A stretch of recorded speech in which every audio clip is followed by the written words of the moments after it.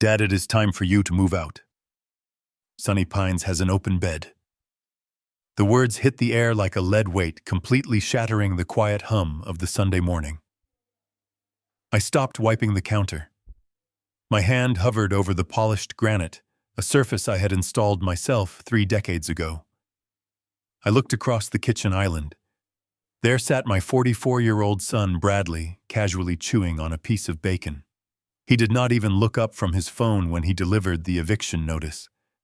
Next to him, his wife Megan took a slow, deliberate sip from her coffee. It was a mug I had bought for her last Christmas. Over the rim of the ceramic cup, she was smirking. A cold, calculating smirk that told me everything I needed to know. They had planned this. They had sat in the dark and plotted how to throw a 78-year-old man out of his own home. But what they did not know was that I was not the helpless, clueless old man they thought I was. By Wednesday, they would not just lose me. They would lose the very roof over their heads. They would lose everything they thought they had stolen from me. But before I tell you how I systematically dismantled their perfect little lives, let me know where you are watching this video from in the comments below.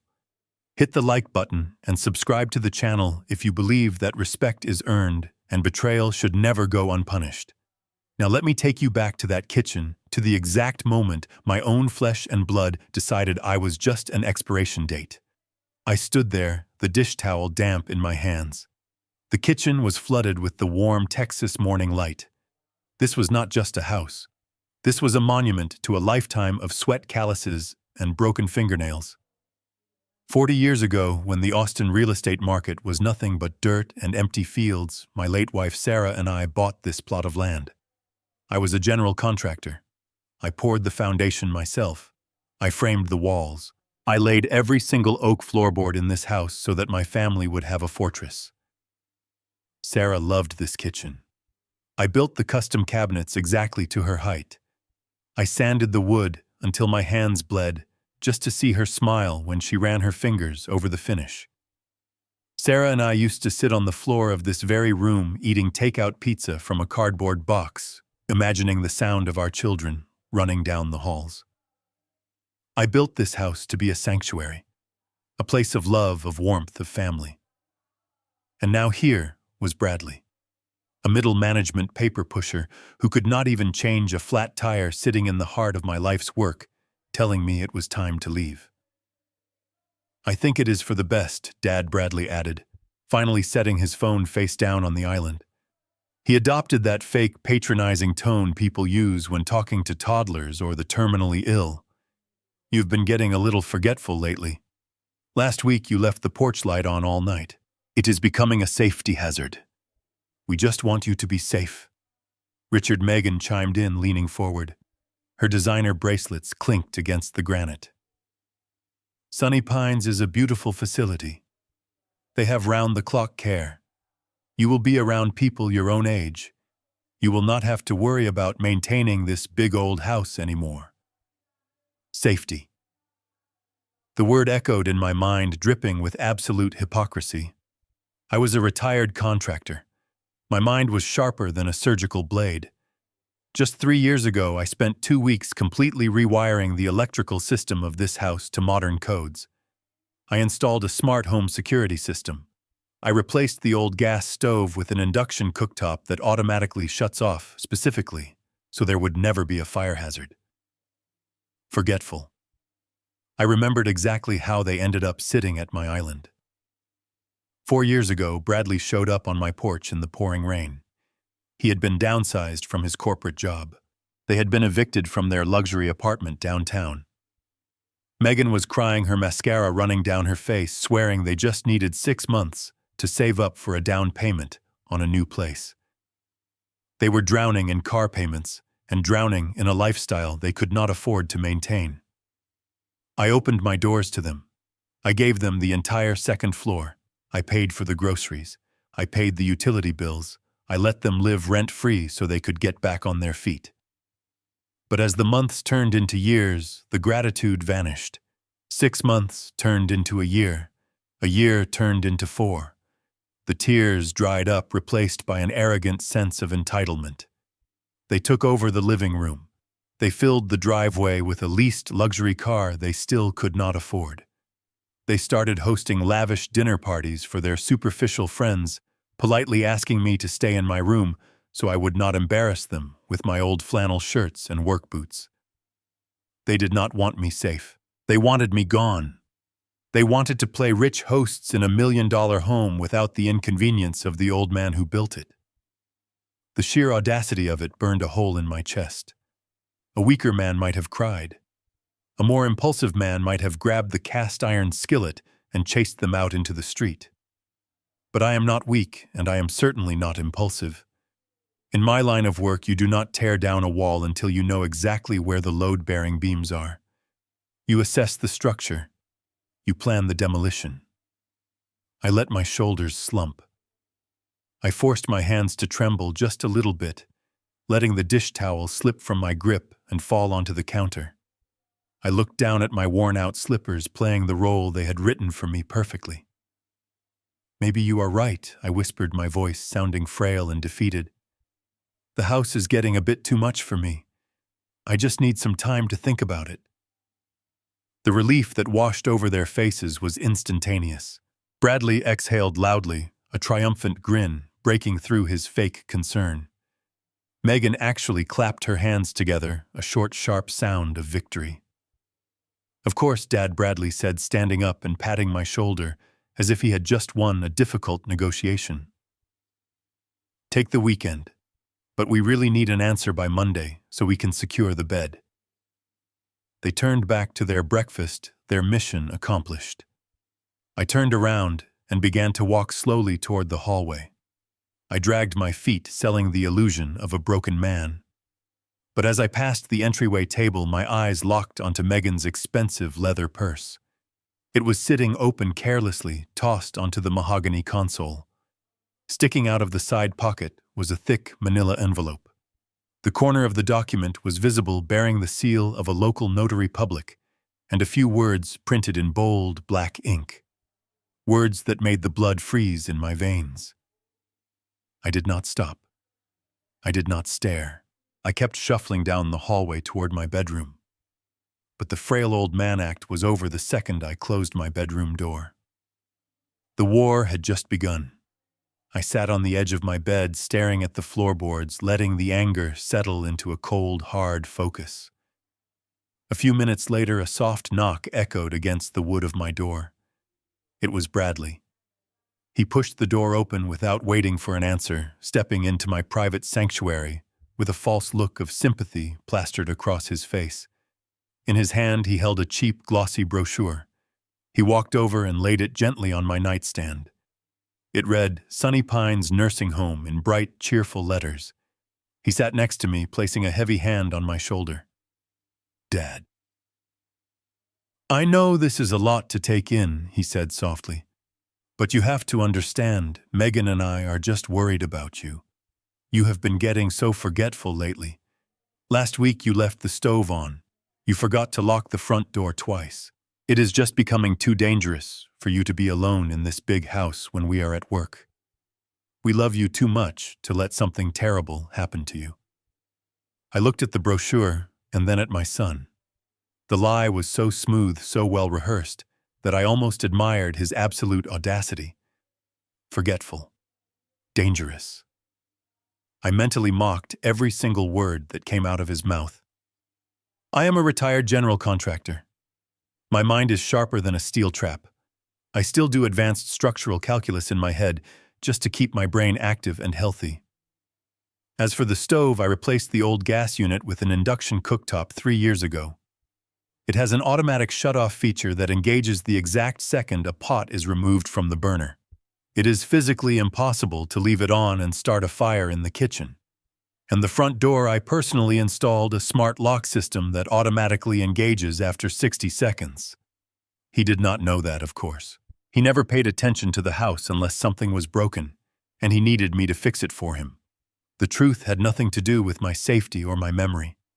It had everything to do with their aesthetic and their pride. 4 years ago, they came to me completely broke, drowning in debt, and begging for a roof over their heads. I took them in without a second thought because he was my son. But now my presence was an inconvenience to their lifestyle. They wanted to play the role of rich, sophisticated hosts to their new circle of wealthy Austin friends. An old man in flannel shirts and scuffed work boots walking through the living room ruined the illusion of their perfect self-made success. They wanted the million-dollar home without the man who actually built it. They wanted to erase me from the picture entirely.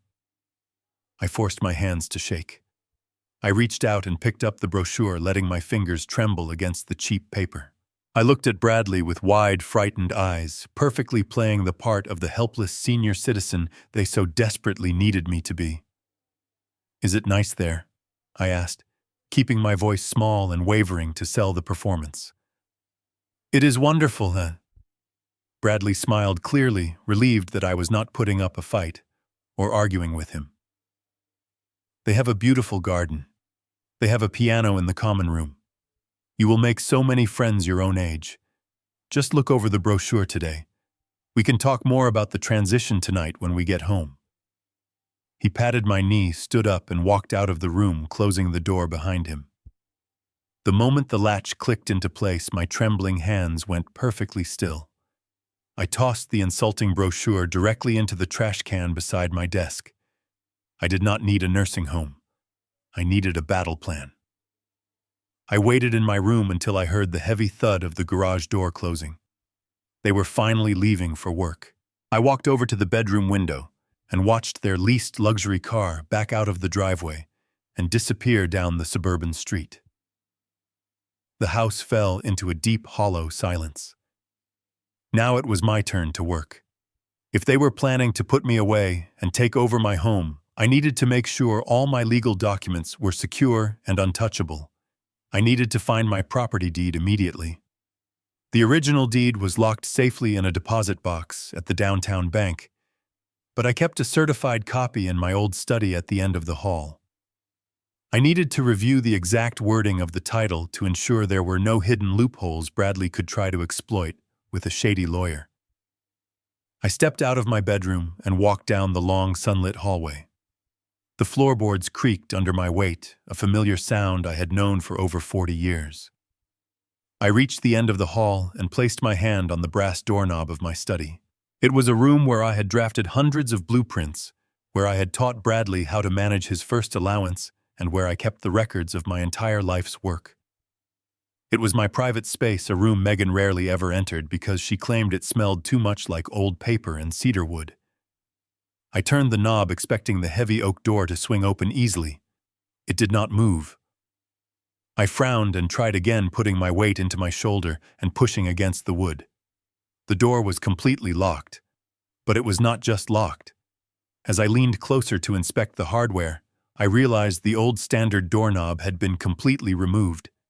In its place was a heavy-duty, high-security deadbolt. My own study, the room containing all of my most private, financial, and personal documents, had been sealed off from me. I stood there in the quiet hallway, staring at the shiny new brass lock, and a cold realization washed over me. I had come looking for a simple piece of paper, but I had just found something much more shocking. This was no longer just an eviction. This was a hostile takeover. They had invaded my personal sanctuary, a place filled with memories of Sarah and my hardest working years. The audacity to change a lock inside my own home, a home I built with my bare hands, ignited a fire inside me that had not burned this hot in decades. I traced my fingers over the cold metal of the new deadbolt. They thought they could simply lock me out of my own life. They thought I would just pack my bags, hand over the keys, and quietly fade away into a sterile nursing home room. They were gravely mistaken. I slowly pulled my hand away from the door and smiled. It was a dark, humorless smile. Bradley had forgotten one very important detail about the father he was trying to discard. A lock is only an obstacle if you do not know how to take it apart. And I knew exactly where I kept my heavy-duty tools. I stood there, my hand resting on the cold brass of the new deadbolt. This study was the nerve center of my life. The oak desk inside held my tax returns, banking ledgers, and the certified copy of the property deed. It was the one room that still belonged entirely to me. Now I was locked out. A floorboard creaked behind me. "Richard, what are you doing?" I turned. Megan stood at the end of the hallway wearing a silk robe and holding a steaming cup of herbal tea. Her eyes darted from my hand to the new lock. A brief flicker of panic crossed her expression, quickly masked by that same patronizing smile. She glided down the hallway, her bare feet padding softly against the oak floor. I let my shoulders drop, slipping back into the character of the confused old man. I pointed a trembling finger at the door. "I was just trying to get some old tax papers," I said, keeping my voice hesitant. "But the knob does not seem to want to turn. Did the lock break?" Megan let out a theatrical sigh, placing her free hand gently on my forearm. Her touch felt like ice. "Oh, Richard, I am so sorry. I turned this room into my private yoga studio. I really needed a Zen space to meditate. You know how stressful things have been for Bradley and me lately. A yoga studio." The lie was so utterly ridiculous, it took every ounce of my willpower not to laugh. Megan did not do yoga. Her idea of decompressing was maxing out a credit card at a boutique. Furthermore, the study was the worst possible room for a studio. It faced the afternoon sun, directly turning into an oven by 3 p.m., and my massive mahogany desk dominated the floor space. "But what about my papers?" I asked, widening my eyes to look distressed. "My ledgers? The filing cabinets?" "Oh, do not worry about that," she said breezily, taking a sip of her tea. "I had Bradley pack those dusty old boxes and move them down to the basement. You do not really need to worry about all that complicated financial stuff anymore. You should be relaxing. We have everything handled." Handled. That word echoed ominously in my mind. Her lie about the basement was the fatal flaw in her story. The basement was notoriously damp. When Sarah was alive, we never stored anything down there because the mildew would ruin it in weeks. Megan knew this. She claimed she saw a spider down there 3 years ago and refused to set foot on the stairs ever since. There was absolutely no way she hauled heavy boxes of files down to a damp cellar. My papers were still in that room, and she was guarding them. I nodded slowly, looking down at the floor as if I were too tired to argue. "I understand, Megan.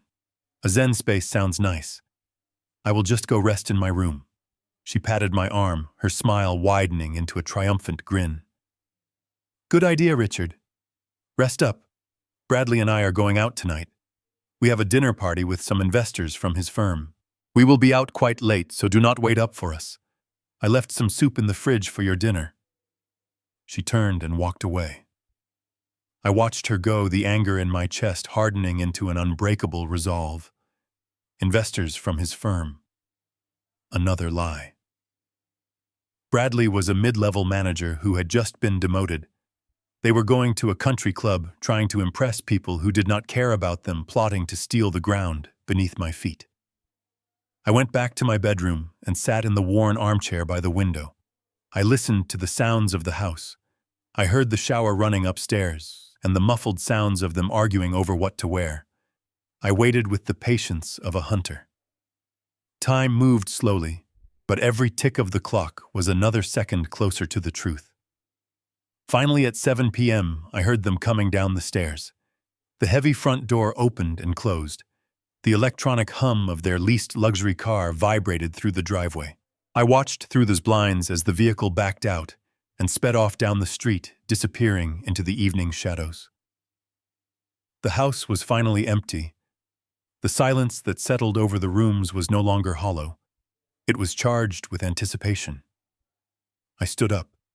The trembling in my hands vanished completely. My posture straightened and my shoulders pulled back. I was no longer the frail old man waiting for his soup. I was Richard Caldwell, the man who built this house from the dirt up. I headed straight for the mudroom at the back of the house. I reached into the bottom cabinet and pulled out my old steel toolbox. It was battered, scratched, and covered in dried paint from decades of hard labor. The weight of it in my hand felt like an old friend. I carried the heavy steel box down the hallway, my boots thudding softly against the oak floorboards. I stopped in front of the study. The shiny new brass deadbolt gleamed in the dim hallway light, silently mocking me. Megan thought a cheap lock could keep me away from my own life. She thought a simple locked door was enough to hide their secrets. I set the heavy toolbox down. The metal clanked against the wood, a decisive sound that echoed through the empty house. I unlatched the lid, revealing rows of specialized lock-picking tools I had acquired over 40 years in the construction business. I reached inside and pulled out a heavy-duty tension wrench and a precision pick. I looked at the locked door. They wanted to play games with my life. Now it was my turn to see exactly what they were hiding behind this door. I selected a heavy-duty tension wrench and a standard hook pick from the velvet-lined tray inside my toolbox. My hands moved with a familiar practiced rhythm. 40 years of installing doors, fixing jammed mechanisms, and building houses from the ground up had left permanent knowledge in my bones. I slid the tension wrench into the bottom of the keyway, applying just a feather-light amount of rotational pressure. Then I inserted the pick, gently lifting each brass pin inside the cylinder. 1, 2, 3, 4, 5. I counted them off in my head, feeling the microscopic clicks vibrate through the metal tools and into my fingertips. Megan had probably thought a heavy-duty label on the plastic packaging meant it was impenetrable. But a cheap deadbolt from a discount hardware store is nothing more than an illusion of security against a man who knows how it was manufactured. Exactly 45 seconds after I knelt down, the final pin set into place. The cylinder turned with a heavy, satisfying thud. I withdrew my tools, stood up, and pushed the heavy oak door open. The hinges groaned softly, a sound I had not heard in months. I stepped across the threshold, my eyes adjusting to the dim light filtering through the closed wooden blinds. I reached out and flicked the wall switch.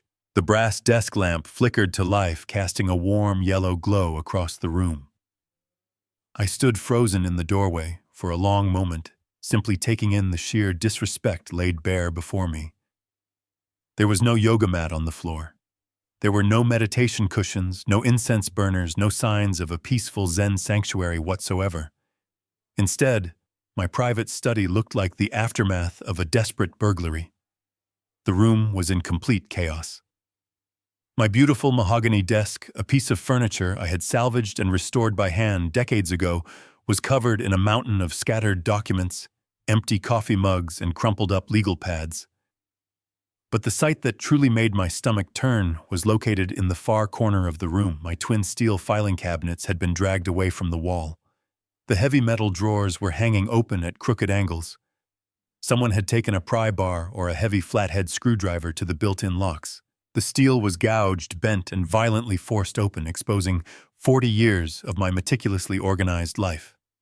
My tax returns, my old building permits, Sarah's medical records, and my retirement account statements were pulled from their folders and carelessly thrown across the floor like worthless trash. A wave of bitter, suffocating betrayal washed over me. I walked slowly into the room, my boots crunching over a scattered pile of old bank statements. I stopped in the center of the study, remembering a rainy Tuesday evening over 30 years ago. In this very room, at that very desk, I had pulled up a wooden chair for a 12-year-old Bradley. He had been so proud of his first lawn mowing money. I had bought him a little green ledger and sat patiently beside him for 2 hours, teaching him how to balance a checkbook. I had explained to him the value of a hard-earned dollar, the importance of keeping his financial word, and the necessity of honest labor. I remembered the way he had looked up at me with wide, innocent eyes soaking in every word like gospel. I had believed with every fiber of my being that I was raising a man of integrity. Now, looking at the violently pried metal of my filing cabinets, that memory felt like a cruel, sick joke. The boy who had meticulously recorded his $5 lawn mowing earnings had grown into a man who would crowbar his own father's private files while he sat in the next room, waiting for a bowl of leftover soup. It was not just an invasion of privacy. It was a complete and utter desecration of every single value I had ever tried to instill in him. They had not just searched this room. They had ransacked it with a frantic, greedy desperation.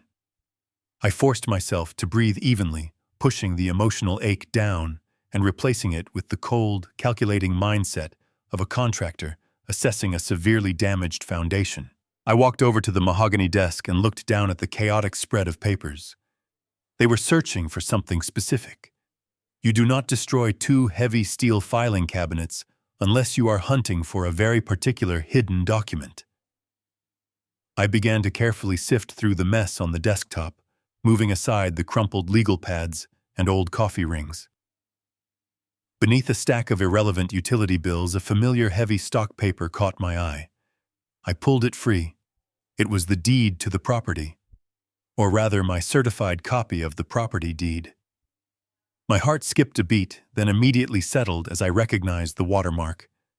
Thank God my lawyer Thomas had advised me to keep the original sealed in a secure bank vault downtown years ago. But the fact that Bradley had dug out the copy meant they were actively researching the legal boundaries of my ownership. I placed the deed down and continued to search the immediate area. Next to the keyboard of an old laptop they had left plugged in, I noticed a thick stack of freshly printed emails. The paper was still crisp. I picked up the stack and adjusted my reading glasses. The emails were sent from Bradley's personal account, not his work email. I looked at the recipient address. It was a representative from a company called Apex Horizon Financial. I recognized the name immediately from my years in the real estate business. They were not a traditional bank. They were a predatory lending company, notorious for offering high-interest, aggressive cash loans against property assets. My eyes scanned the printed text, jumping from one paragraph to another.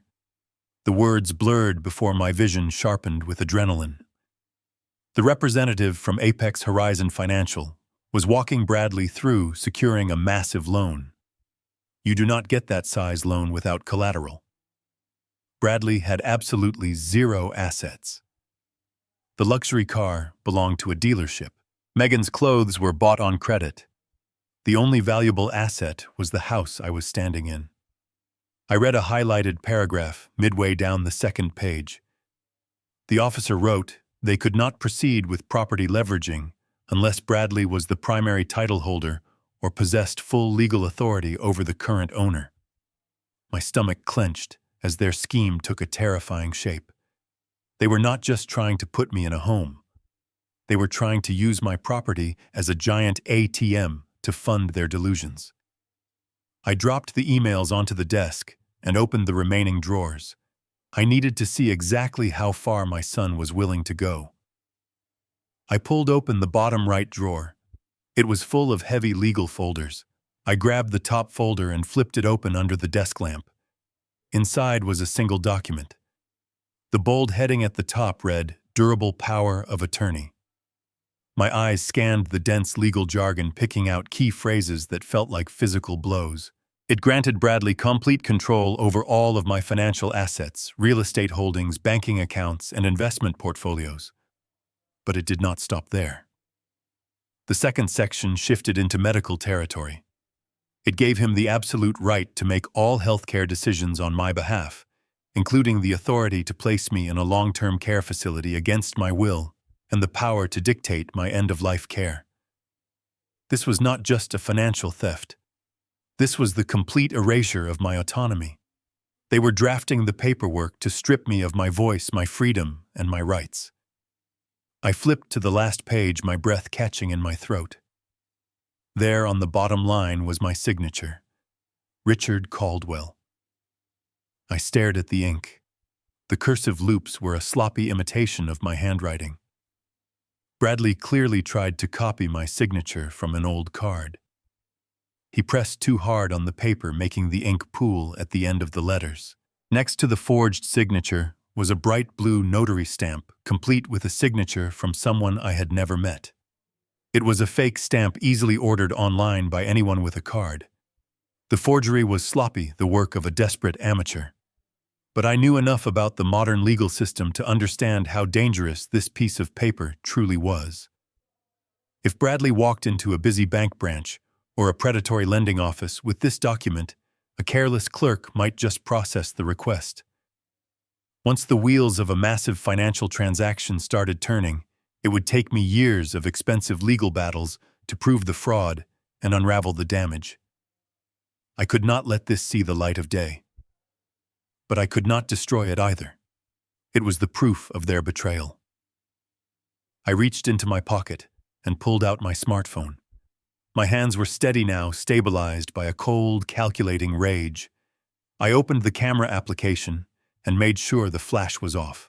I held the phone over the forged document, tapping the screen to focus on the fake signature and the fraudulent notary stamp. I took 3 high-resolution photos of the final page. Then I flipped back to the front, photographing every single paragraph of the power of attorney.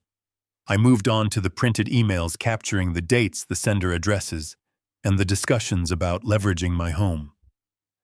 I was building an ironclad case brick by brick. I reviewed the photos in my digital gallery, zooming in to make sure every word was perfectly legible. The evidence was secured. I placed the phone back into my pocket and reached out to close the legal folder. I needed to put everything back exactly as I had found it. But before my fingers could brush the cardboard cover, a low rumble vibrated through the floorboards. It was the heavy hum of the garage door opening. My heart slammed against my ribs. They were back. The fancy dinner party must have ended early, or they had lied about the evening. It did not matter. They were pulling into the garage right now. I had less than 30 seconds before they walked through the mudroom door. I moved with a speed and agility I did not know my 78-year-old body possessed. I shoved the folder back into the bottom drawer and slammed it shut. I roughly swept the scattered bank statements and emails back into the chaotic pile they had created on the desktop. I grabbed my tools from the desk and shoved them deep into my pockets. I turned off the desk lamp, plunging the study back into darkness. I stepped out into the hallway, pulling the heavy oak door shut behind me. I pulled the tension wrench and the hook pick from my pocket. My hands were moving entirely on muscle memory now. I slid the tools into the new brass deadbolt. I could hear the thud of car doors slamming in the garage. I heard the lock on the mudroom door click open. I worked the pins inside the cylinder frantically. 1, 2, 3, 4, 5. The mechanism caught. I turned the tension wrench, locking the deadbolt firmly into place. I pulled my tools out just as I heard Megan complain loudly about her shoes. I slipped the picks into my pockets and silently hurried down the hallway toward my bedroom. I stepped inside and eased my door shut, leaving it open just a crack. A second later, the hallway light clicked on. Footsteps echoed heavily on the floors. I stood in the dark, my chest heaving silently, clutching the phone in my pocket.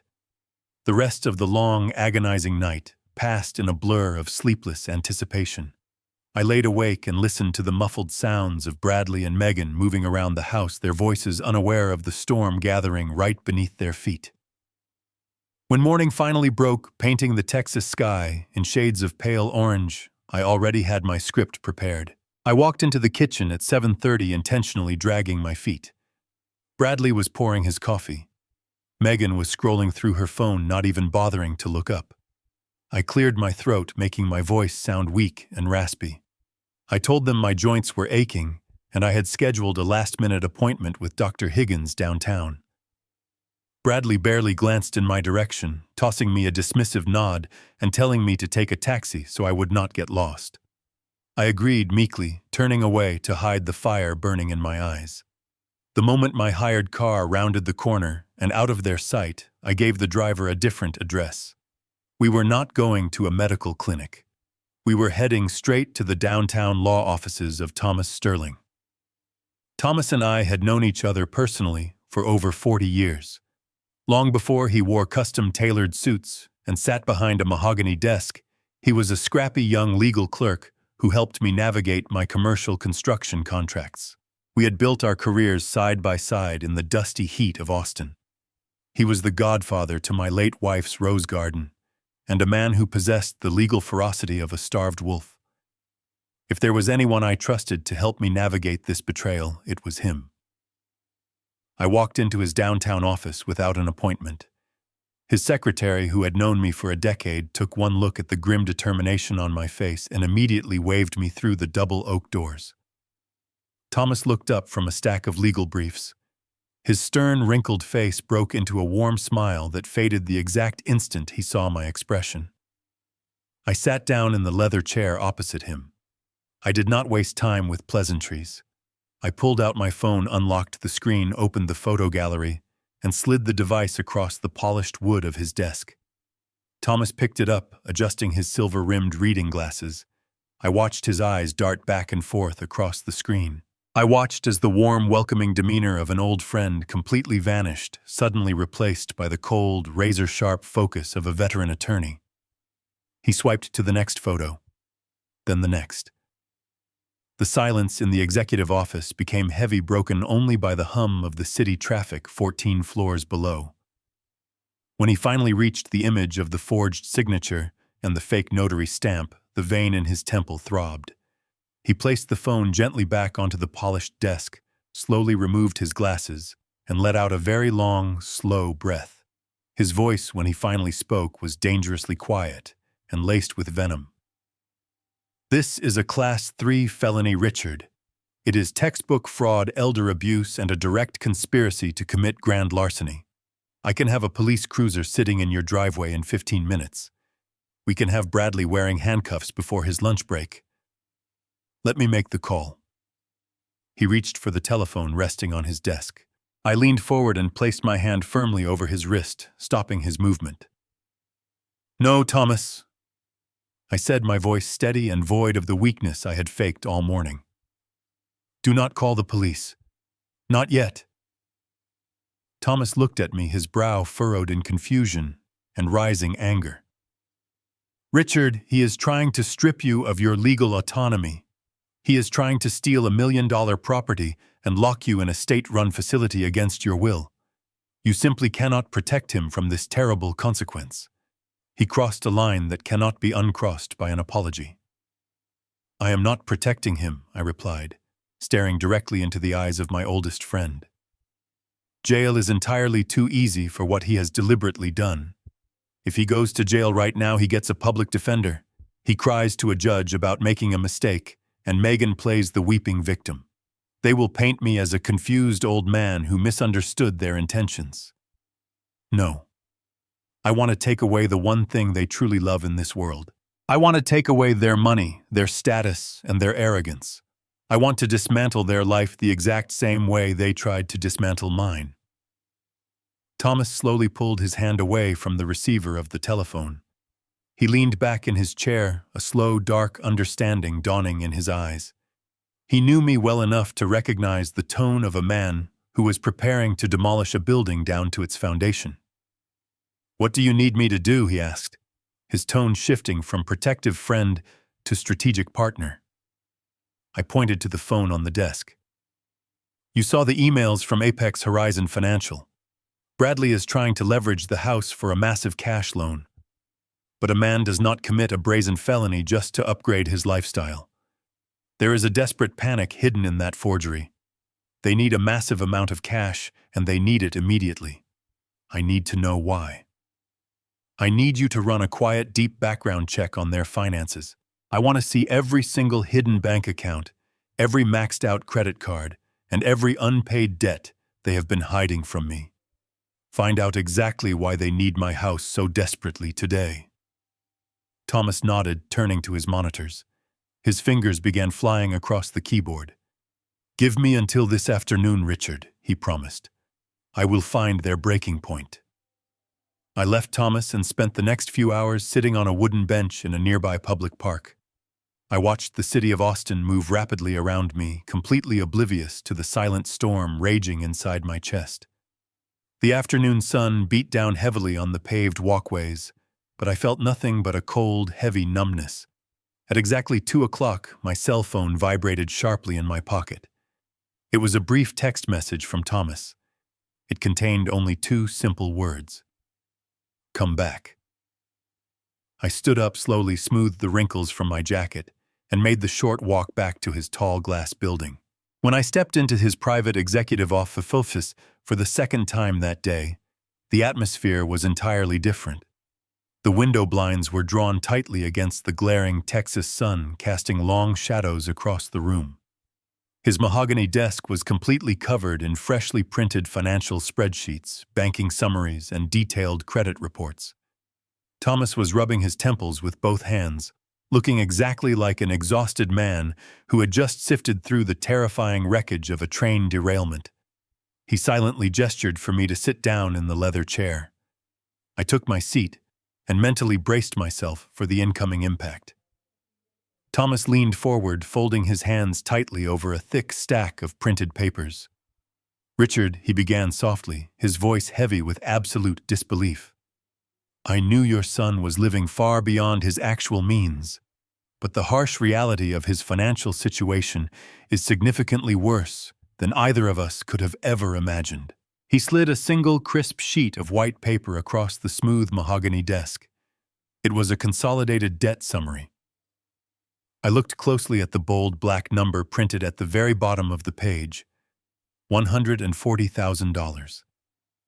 I blinked twice entirely, sure my aging eyes were playing cruel tricks on me in the dim light.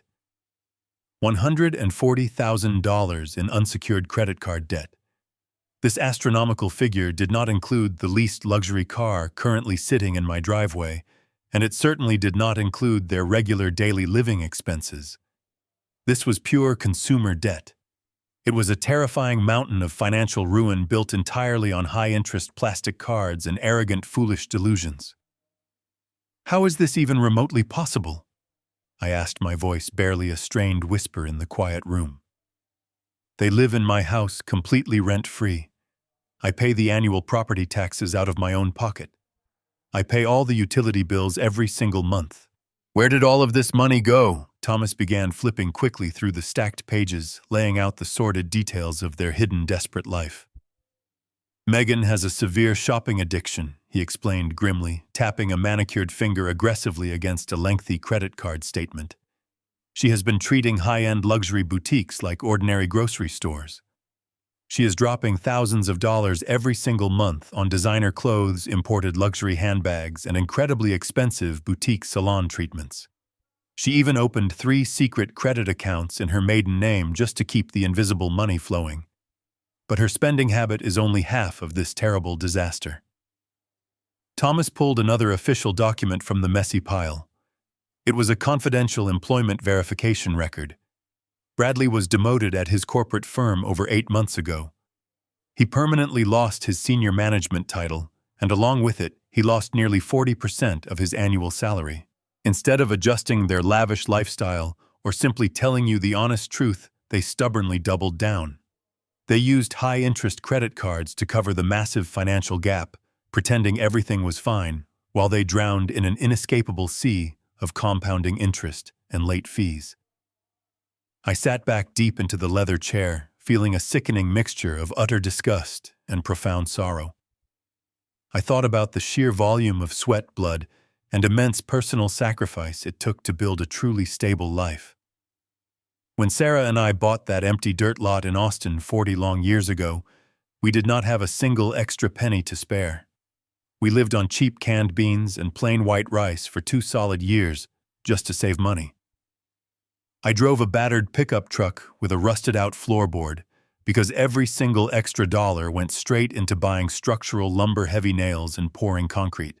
I saved copper pennies in a glass jar on the kitchen counter just so I could afford to take Sarah out for a nice dinner on our wedding anniversary. I physically bled into the dark soil of that property to ensure my family would never have to know the cold grip of poverty. Today, that very same plot of land is worth well over $1 million entirely because of decades of brutal, unglamorous, relentless discipline. And now my own flesh and blood son was actively trying to steal my entire life's work simply to pay for his wife's shallow vanity and his own pathetic, shameful cowardice. He simply could not face the harsh reality of his own professional failure, so he actively decided to sacrifice my peaceful future just to hide his own massive mistakes. They are completely broke, Thomas stated flatly. The credit card companies are preparing to file lawsuits. They are desperate animals backed into a dangerous corner. But this is where the story goes from a tragic financial failure to a calculated criminal conspiracy.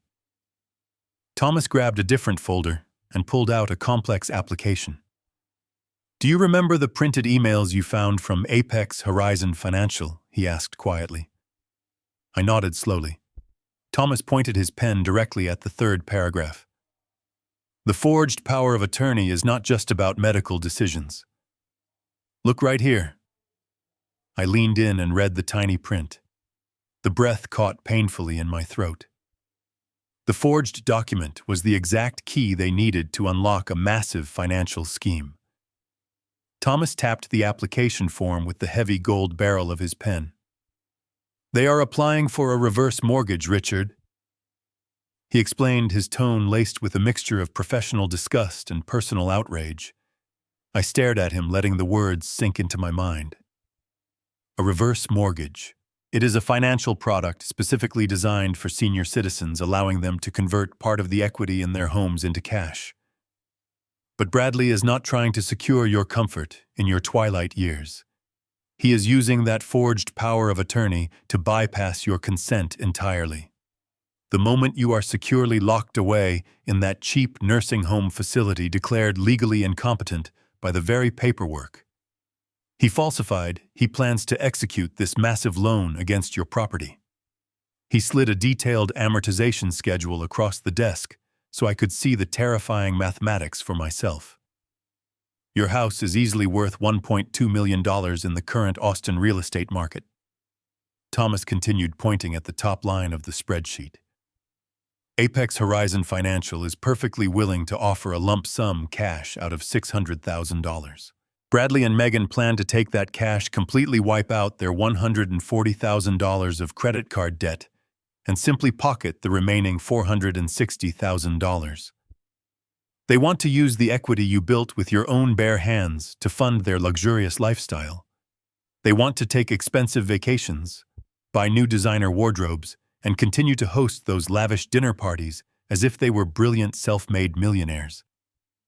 I looked at the paperwork, a cold sickness settling in the pit of my stomach as the final piece of their treacherous puzzle snapped firmly into place. And what happens to the house, I asked, though I already knew the devastating answer. Thomas leaned back in his large leather chair and sighed heavily, rubbing a hand across his tired face. The bank ultimately takes it, he replied quietly, emphasizing the brutal reality of their scheme. Because Bradley has absolutely no intention of ever repaying a single dime of this massive loan. He cannot afford to. The interest will rapidly compound month after month, quietly eating away at the remaining equity of the property while you are sitting alone in a sterile room at Sunny Pines. When you eventually pass away, or when the loan balance inevitably exceeds the total value of the home, Apex Horizon Financial will initiate a full legal foreclosure.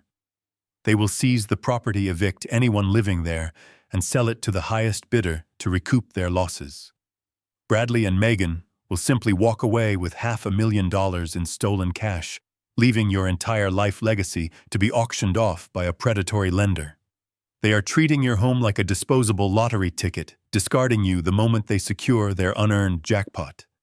The sheer, unadulterated evil of their master plan echoed loudly through the quiet executive office.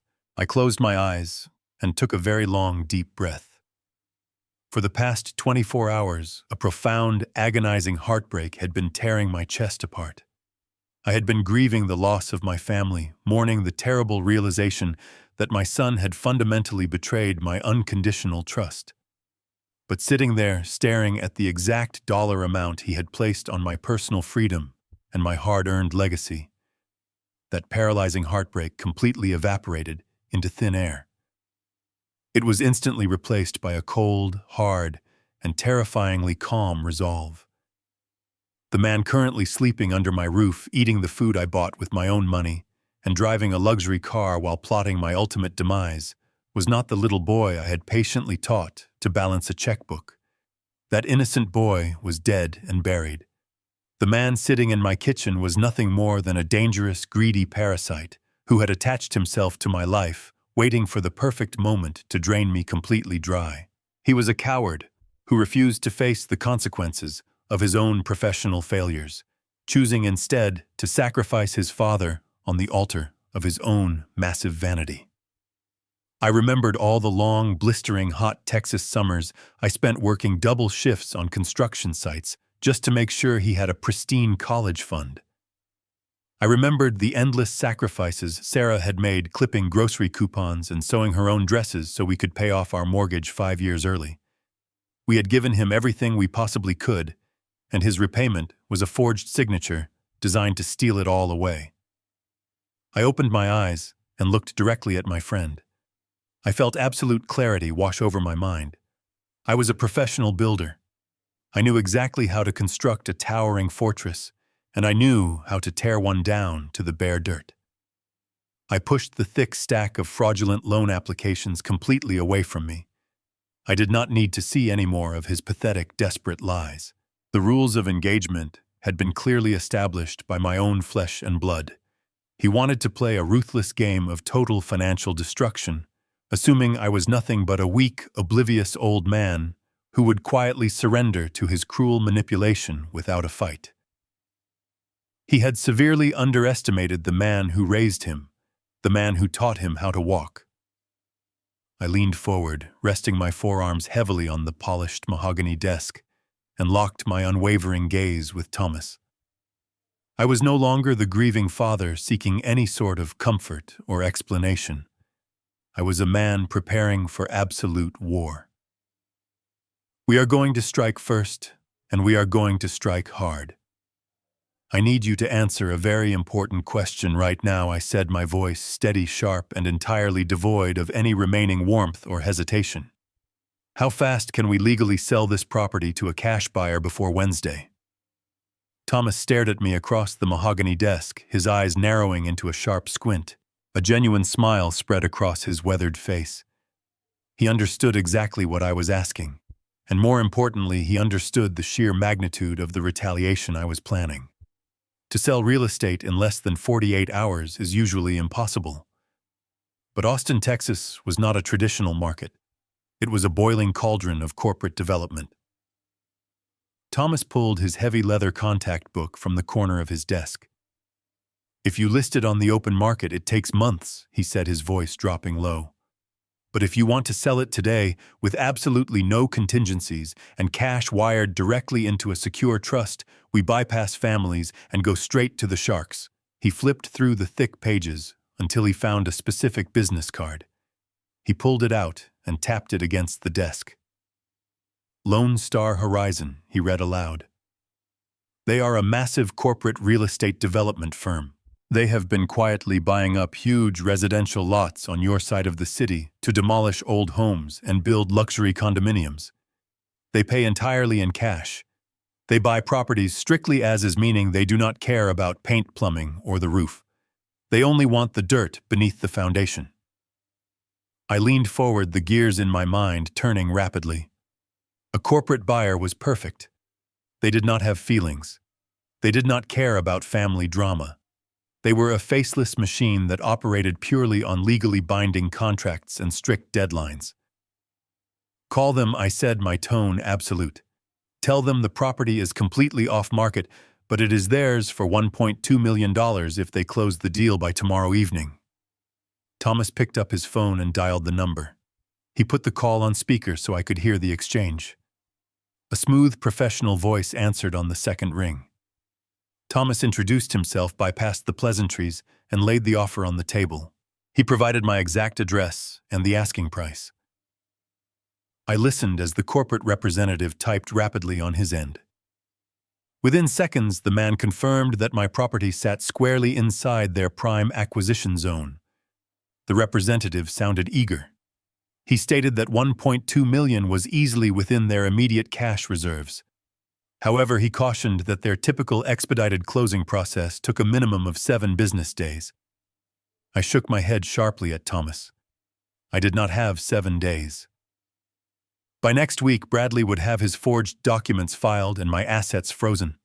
I needed the sale finalized and the house out of my name before the sun rose on Wednesday morning. Thomas held up a finger, gesturing for me to wait. He leaned into the speakerphone, dropping his voice into a firm register. 7 days does not work for my client, Thomas told the representative. My client is offering you a prime, highly coveted corner lot. But this is a distressed timeline. You can have the property for $1.2 million cash wired into our trust account by tomorrow afternoon. But there is a very strict condition attached to this transfer. The line went silent before the representative asked him to elaborate. I leaned closer to the phone. I am the homeowner, I said, making sure my voice carried absolute authority. I will sign the deed over to your corporation tomorrow. But your company cannot take physical possession of the property, you cannot change the exterior locks, and you absolutely cannot step foot on the lawn to begin any demolition work until exactly 10 o'clock in the morning this Wednesday, not 1 minute before. The representative chuckled softly, clearly confused by the strange restriction. That is a highly unusual request, he replied. Usually sellers want to stay in the home for at least a month after closing. You are asking us to wait barely 24 hours, but restricting our access down to the exact minute. I stared blankly at the speakerphone. That is the deal, I stated coldly. You get the land you desperately want. I get the cash. But if any of your representatives show up before 10 o'clock on Wednesday morning, the deal is completely void. Do we have an agreement? There was a long pause on the other end of the line. I could hear the muffled sounds of the representative consulting with the director in the background. Finally, the voice returned to the speakerphone. We have an agreement, Mr. Caldwell, the man said smoothly. We will draft the cash purchase agreement immediately and send it to your attorney. We will respect your strict timeline. Wednesday morning, exactly at 10 o'clock, Lone Star Horizon will take full legal and physical possession of the property. I thanked the man, and Thomas ended the call. The click of the receiver sounded like a gavel falling in a courtroom. The trap was officially set. The legal machinery was now in motion, and there was absolutely nothing Bradley or Megan could do to stop a multi-million-dollar corporation from claiming what was rightfully theirs. Thomas printed out a preliminary intent to sell document and slid it across the desk. I picked up his gold pen and signed my name. This time, the signature was not a sloppy forgery. It was bold, sharp, and final. I stood up from the leather chair, feeling a strange sense of weightlessness. The house was gone. The fortress I built for my family was destined to become a pile of splintered wood. But I did not feel sorrow. I felt justice. I firmly shook his hand and walked out of his office. The real challenge was just beginning. I had to go back to that house, sit across the table from the parasites trying to ruin me, and play the ultimate final acting game. I had to be the frail, forgetful old man for just a little while longer. Tuesday morning arrived with a suffocating heaviness. I sat at the kitchen island, slowly stirring plain oatmeal, while Bradley and Megan rushed around in their usual frenzy. Bradley was busy tightening his silk tie, complaining about traffic. Megan was practically vibrating with excitement, talking rapidly on her phone about a patio remodeling project she planned for the weekend. She was oblivious to the fact that by Saturday, this patio would be a pile of shattered concrete and twisted rebar. I kept my head down, forcing my hands to tremble slightly as I lifted my spoon. I played the defeated father perfectly. I agreed with their timeline, nodded at their instructions, and promised to start packing my suitcases that afternoon. By 8:30, they were out the door, leaving me alone in the quiet house. My timeline was tight. Lone Star Horizon was willing to wire the cash, but corporate policy dictated a mandatory visual inspection of the interior structure before final funding. It was a mere formality for a demolition company, just a quick walkthrough to confirm the property matched the county records. The inspector was scheduled to arrive at 1 o'clock, right in the middle of their workday. At 5 minutes to 1, a white commercial pickup truck pulled into the driveway. A tall man in a high-visibility vest and hard hat stepped out carrying an electronic tablet. I met him at the door before he could ring the bell. He introduced himself as Marcus, the lead site assessor for Lone Star Horizon. He was strictly business, entirely uninterested in the beautiful oak floors or the custom cabinets I built for Sarah. He walked through the living room with heavy steps, tapping rapidly on his screen. As we moved into the formal dining area, Marcus paused and let out a low whistle. He stared directly at the imported Italian marble dining table and the matching velvet chairs Megan had recently purchased on credit. "That is some incredibly expensive staging furniture, Mr. Caldwell," Marcus noted, glancing around the room at the high-end electronics and designer rugs covering the floor. "I assume you have a moving company coming to clear all of this out before we take possession tomorrow morning." "Our demolition crews run on a very tight schedule. If this house is not empty, we charge a premium disposal fee." I stood next to the marble table, running my hand over the cold, unpaid stone. I looked Marcus directly in the eyes. "I have a specialized moving crew arriving early tomorrow morning to take my personal belongings," I explained calmly. "However, I want to be entirely clear with you regarding the terms of our contract. You are buying this property exactly as it stands. Whatever items I choose to take will be gone by 9:50 in the morning. But any furniture, electronics, or belongings that remain inside these walls or on this lawn at exactly 10 o'clock tomorrow morning are legally abandoned. You do not need to call me. You do not need to ask for permission. You simply treat everything left behind as construction debris. It belongs to the developer, and your bulldozers are free to crush it into the dirt." Marcus raised an eyebrow, surprised by the sheer coldness of my instructions. He had probably seen plenty of messy evictions, but a seller voluntarily sacrificing tens of thousands of dollars in luxury furniture was unheard of. He tapped his tablet a few times and nodded firmly. "Understood, sir. Whatever is left at 10 o'clock goes straight into the dumpsters." We walked upstairs so Marcus could verify the structural integrity of the roof joists in the attic. The inspection was going perfectly according to plan. I was just about to lead him back down the stairs to sign the final authorization paperwork when a sudden, terrifying sound echoed through the house. It was the loud rumble of the garage door opening. My blood turned to absolute ice. It was only 1:30 in the afternoon. Bradley and Megan never came home this early. But as I listened to the heavy thud of a car door slamming shut, I recognized the unmistakable clicking of Megan's expensive high heels on the concrete floor. She had come home for a surprise lunch break. I had less than 10 seconds before she walked through the mudroom and saw a demolition inspector standing in her hallway in a bright orange safety vest. Panic flared. I grabbed Marcus by the thick fabric of his safety vest and pulled him silently toward the back staircase that led directly down to the rear patio doors. I pressed a finger to my lips, signaling for absolute silence. Marcus looked confused, but the sheer urgency in my grip made him comply without a single word. We rushed down the wooden steps, our boots making practically no sound. I could hear the mudroom door unlocking. I shoved Marcus out the back door, stepping out onto the patio right behind him. I whispered for him to walk around the side of the house and drive away immediately. I promised I would electronically sign the final forms. Marcus gave me a quick nod and jogged toward the side gate, disappearing behind the tall fence. I pulled the heavy patio door shut behind me, my heart hammering violently. I grabbed a stray garden hose from the patio and walked back inside through the kitchen door just as Megan strolled into the room. She stopped dead in her tracks, her eyes narrowing as she looked at my boots and the hose in my hand. "What are you doing, Richard?" she demanded. I forced my breathing to slow down, adopting an expression of mild confusion. "I just had the plumber over," I lied smoothly. "The sink in the bathroom was leaking again, and I wanted to make sure it was fixed before I leave tomorrow."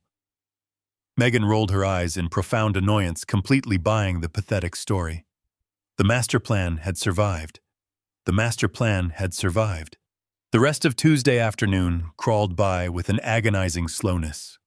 I retreated to my bedroom, keeping the door shut to avoid any interactions with my daughter-in-law. I spent the hours organizing the few personal items I actually cared to keep. I carefully wrapped Sarah's framed photographs in soft cotton shirts and placed them gently into my battered leather suitcase. I packed my old pocket watch, my favorite flannel shirts, and a small wooden jewelry box containing the wedding ring I had given my wife over 50 years ago. That was my entire life condensed into 2 bags. The rest of the house, the physical structure, the expensive appliances, the imported rugs meant absolutely nothing to me anymore. They were just materials to me now, entirely devoid of any real meaning. As the sun dipped below the Texas horizon, painting the sky in deep shades of purple and charcoal, the heavy front door opened and closed. Bradley was home from work. I sat quietly in my darkened room, listening to the muffled sounds of their evening routine drifting up through the floorboards. I could hear the clinking of wine glasses and the low murmur of Bradley complaining about his boss. But it was Megan's voice that carried the most clarity. She was on a speakerphone call in the living room talking to one of her superficial friends. Her high-pitched laughter echoed through the hallway, sharp and incredibly grating. I walked silently over to my door, pressing my ear against the cool wood to listen. I could hear every single word she was saying perfectly. "I am telling you, it is going to be absolutely fabulous," Megan practically squealed into the phone. "The old man is moving out tomorrow morning. He is going to some assisted living place across town. Once he is gone, we are going to completely gut the downstairs. I am throwing a massive house remodeling party next weekend to celebrate. We are going to knock down the wall between the kitchen and the dining room to create a totally open concept space. We are bringing in caterers, and I already ordered a dozen bottles of imported champagne. It is going to be a fresh start for us. A real step up in our social circle." I stood in the dark, a silent smile spreading across my face. I shook my head in pure disbelief at her arrogant delusion. She was planning a remodeling party. She was inviting her wealthy friends over to drink champagne and smash a single wall with a sledgehammer for fun. She had no idea that a professional demolition crew of 15 men would be arriving in less than 18 hours to bring the entire structure down to the dirt. She thought she was going to repaint the kitchen cabinets. Lone Star Horizon was going to crush them into splintered kindling with a bulldozer. The sheer poetic irony of her foolish conversation was almost too delicious to bear. I pulled away from the heavy wooden door and walked back over to my small writing desk in the corner. I reached into my bag and pulled out my secure digital tablet. Thomas had provided it to me earlier that morning to ensure our communications remained completely encrypted on the home network. I pressed the power button, and the screen illuminated my face with a pale blue glow. I opened the secure email portal. Right at the top of the inbox was a message from Thomas Sterling, marked with high importance. The subject line read, "Final closing documents for immediate execution." I took a deep, steadying breath and tapped the screen to open the legal file. The document was 40 pages long, filled with corporate terminology, liability, waivers, and the absolute transfer of property rights. I read through the summary page, verifying every detail we had negotiated. The purchase price was listed clearly. $1,200,000 payable entirely in a cash wire transfer. I scrolled down to the funding section. Thomas had executed his part of the strategy flawlessly. The destination for the corporate funds was not my local checking account, which Bradley could potentially attempt to freeze or dispute using his forged legal papers. Instead, Thomas had established a private offshore trust account in my name. The money would cross international borders the moment the contract was signed, instantly vanishing into a secure financial fortress, untouchable by my son, his predatory lenders, or any local court system. Bradley wanted to steal my equity to pay off his massive credit card debts. Now he would not be able to find a single penny, even if he hired a team of private investigators. I reached the final page of the document. A glowing yellow box indicated where my digital signature was required to execute the binding contract. I paused for just a fraction of a second.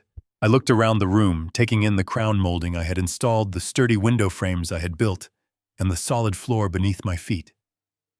This house had held my greatest joys and my deepest sorrows. It was the physical manifestation of my adult life. But the people downstairs had poisoned the well. They had turned my sanctuary into a prison of deceit. I placed my finger on the smooth glass of the tablet and carefully traced my signature. I hit the submit button. A green checkmark appeared on the screen, accompanied by a small chime. The tablet displayed a confirmation message stating the wire transfer had been initiated and successfully completed. The money was secured. I turned off the tablet and set it down. I looked out the window into the dark Texas night. The sale was finalized. The legal title had been transferred. I was sitting inside a building that no longer belonged to me. The property was now the legal asset of a ruthless corporate demolition company, and the countdown to destruction had officially begun. The morning sun broke through the curtains, casting a pale gray light over my bedroom. It was Wednesday, the day of the reckoning. I stood up from my bed, my joints popping in the quiet room, and walked over to the closet. Today required a very specific costume. I bypassed the clean-pressed button-down shirts and reached for a faded moth-eaten flannel and a pair of trousers that were slightly too large for my frame. I wanted to look exactly like the defeated, fading old man they so desperately needed me to be. I shuffled over to the corner of the room where my 2 battered leather suitcases sat. I had packed them the night before, filled only with the few precious memories I was taking with me. The heavy silence of the house was broken by the sound of upbeat music pulsing from the kitchen downstairs. They were actually playing celebratory music. I gripped the handles of my suitcases. I forced my posture to stoop, rounding my shoulders and letting my chin drop toward my chest. I practiced a long, rattling sigh before opening my bedroom door. I dragged the suitcases down the hallway, making sure the hard leather bumped loudly against the wooden stairs. Each step I took was a calculated performance. When I finally reached the bottom of the staircase, I dragged my bags into the brightly lit kitchen.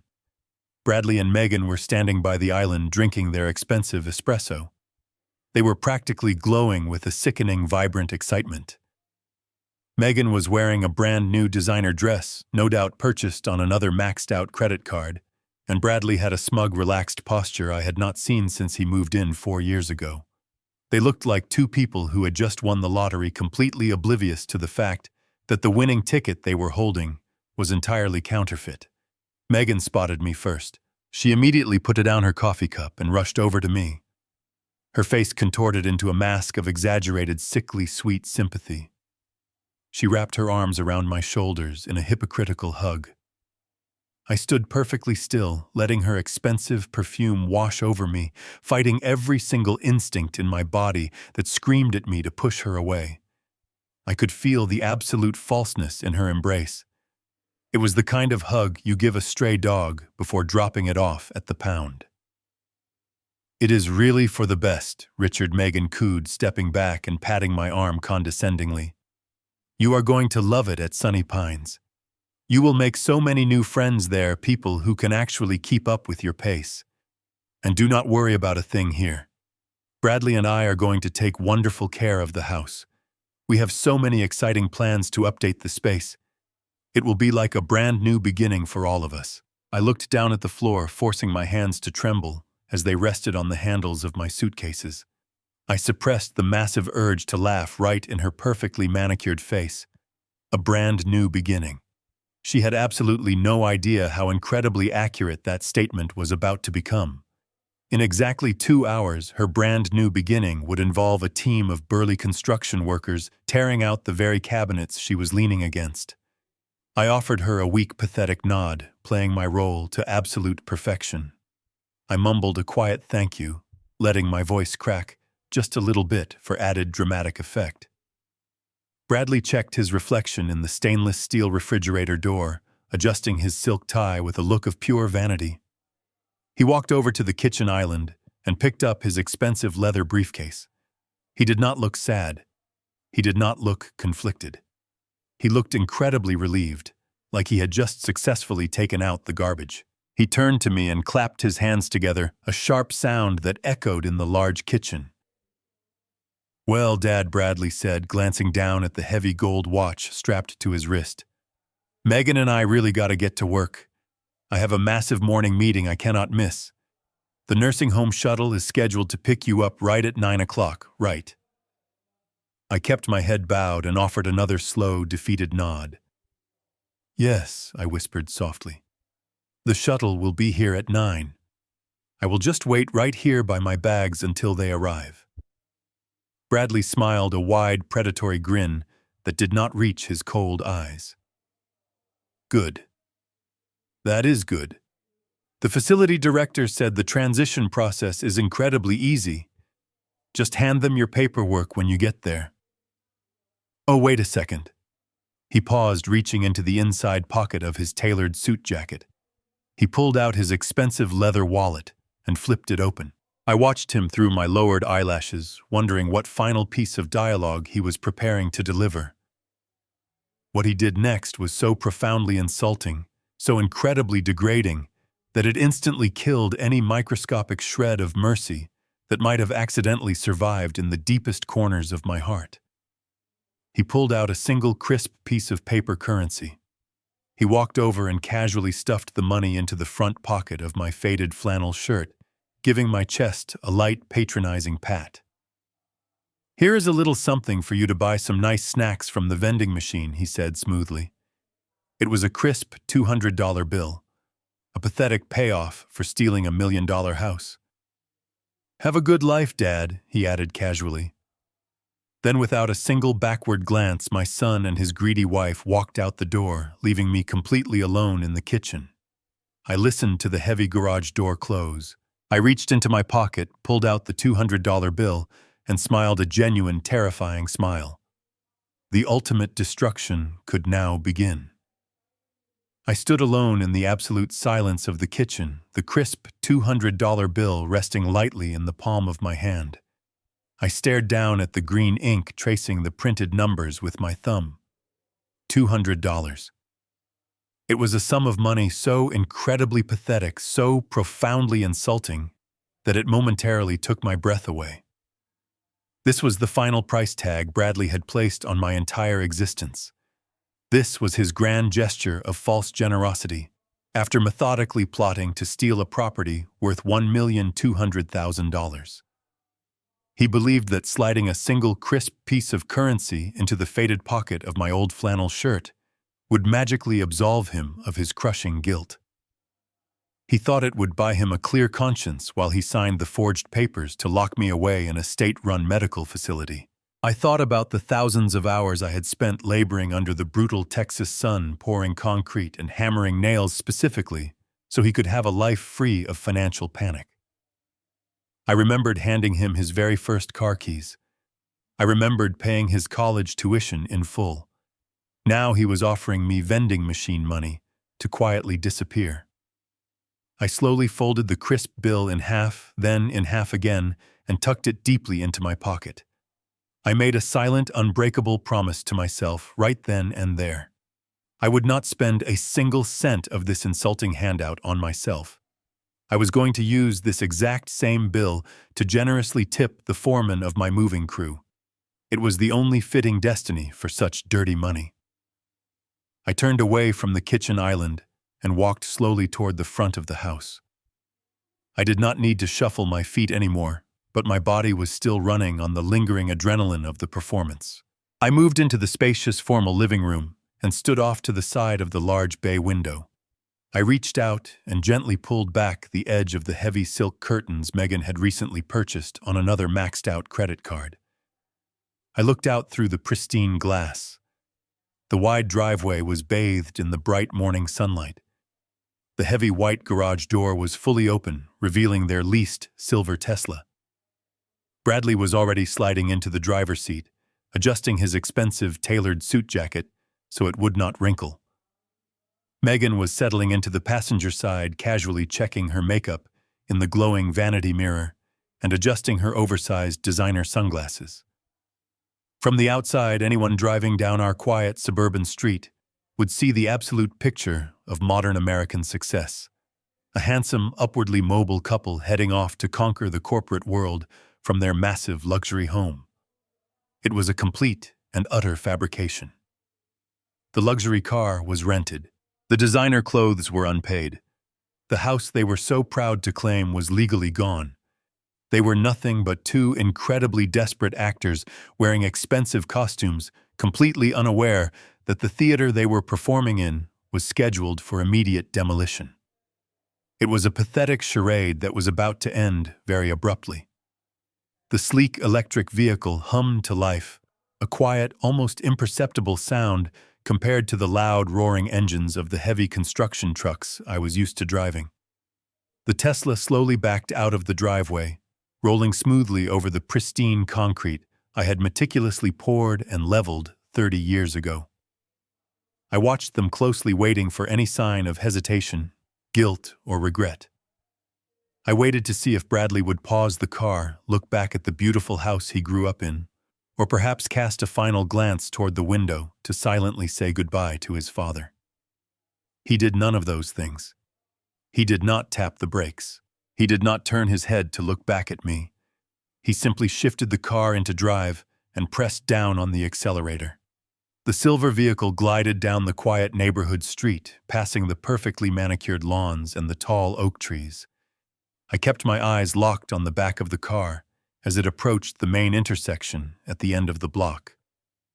The red taillights flared briefly in the sunlight as he paused at the stop sign. Then the right turn signal flashed. The Tesla turned the corner and completely disappeared from my view, swallowed up by the morning commuter traffic. They were officially gone. The neighborhood was quiet again, completely unaware of the approaching chaos. The exact second the silver car vanished behind the distant tree line, a profound physical transformation washed over my body. The stooped, defeated posture I had carefully maintained all morning evaporated. I rolled my shoulders back, feeling the familiar strength return to my spine. I lifted my chin high, breathing in a deep lungful of air. The trembling in my hands, a symptom of the helpless victim they desperately wanted me to be vanished. The frail, confused old man was dead and buried. I was Richard Caldwell again. I was the master builder, the undisputed owner of the dirt beneath my boots, and the architect of their impending ruin. I turned away from the front window and walked back to the center of the living room. I reached into my trousers and pulled out my smartphone. I bypassed my contacts and manually dialed the 10-digit number I had memorized the day before. The phone did not even complete the first full ring before a deep, rough voice answered on the other end. It was the dispatch manager for the heavy logistics company Thomas had recommended. I did not offer a greeting. I did not waste a single second on polite morning conversation. The time for acting was over, and the time for destruction had arrived. I looked around the lavish, over-decorated room one last time, my voice steady and cold as ice. "Bring the trucks." I ended the call and slipped the phone into my pocket. The silence in the house was absolute, a temporary peace. I stood by the front window watching the clock tick forward. At exactly 8:30, the quiet street was awakened by the throaty rumble of heavy diesel engines. I watched through the glass as 3 massive moving trucks turned onto my street, rolling in a tight convoy. Their air brakes hissed as they parked in a perfect line, blocking the property. The heavy metal doors swung open, and a crew of 15 burly men wearing thick work boots and gray uniforms stepped out. They moved with the sharp efficiency of a military unit, preparing for a rapid extraction. The crew foreman, a massive man with a thick beard and a clipboard tucked under his arm, walked up my driveway. I opened the front door before he reached the steps. I did not bother with small talk. I reached into my pocket, pulled out the crisp $200 bill Bradley had patronizingly stuffed there 30 minutes ago, and slapped it onto the clipboard. The man looked at the money, then up at me with a surprised expression. "That is just the tip for getting your men moving twice as fast," I told him, my voice carrying the authority of a veteran contractor. "I have a strict deadline today, and I need this extraction executed flawlessly." The foreman pocketed the money with a firm nod, turning to his crew to whistle sharply. The men swarmed the lawn carrying heavy-duty dollies, thick moving blankets, and massive rolls of packing tape. I stood in the grand entryway and raised my hand, calling for their attention.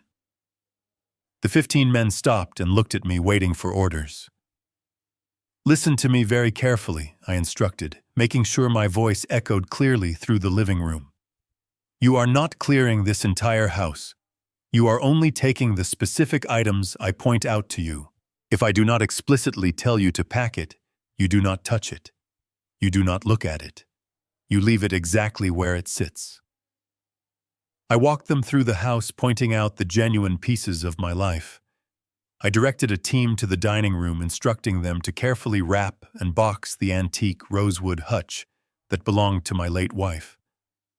I watched as they securely packed Sarah's delicate porcelain china, treating each piece with absolute respect.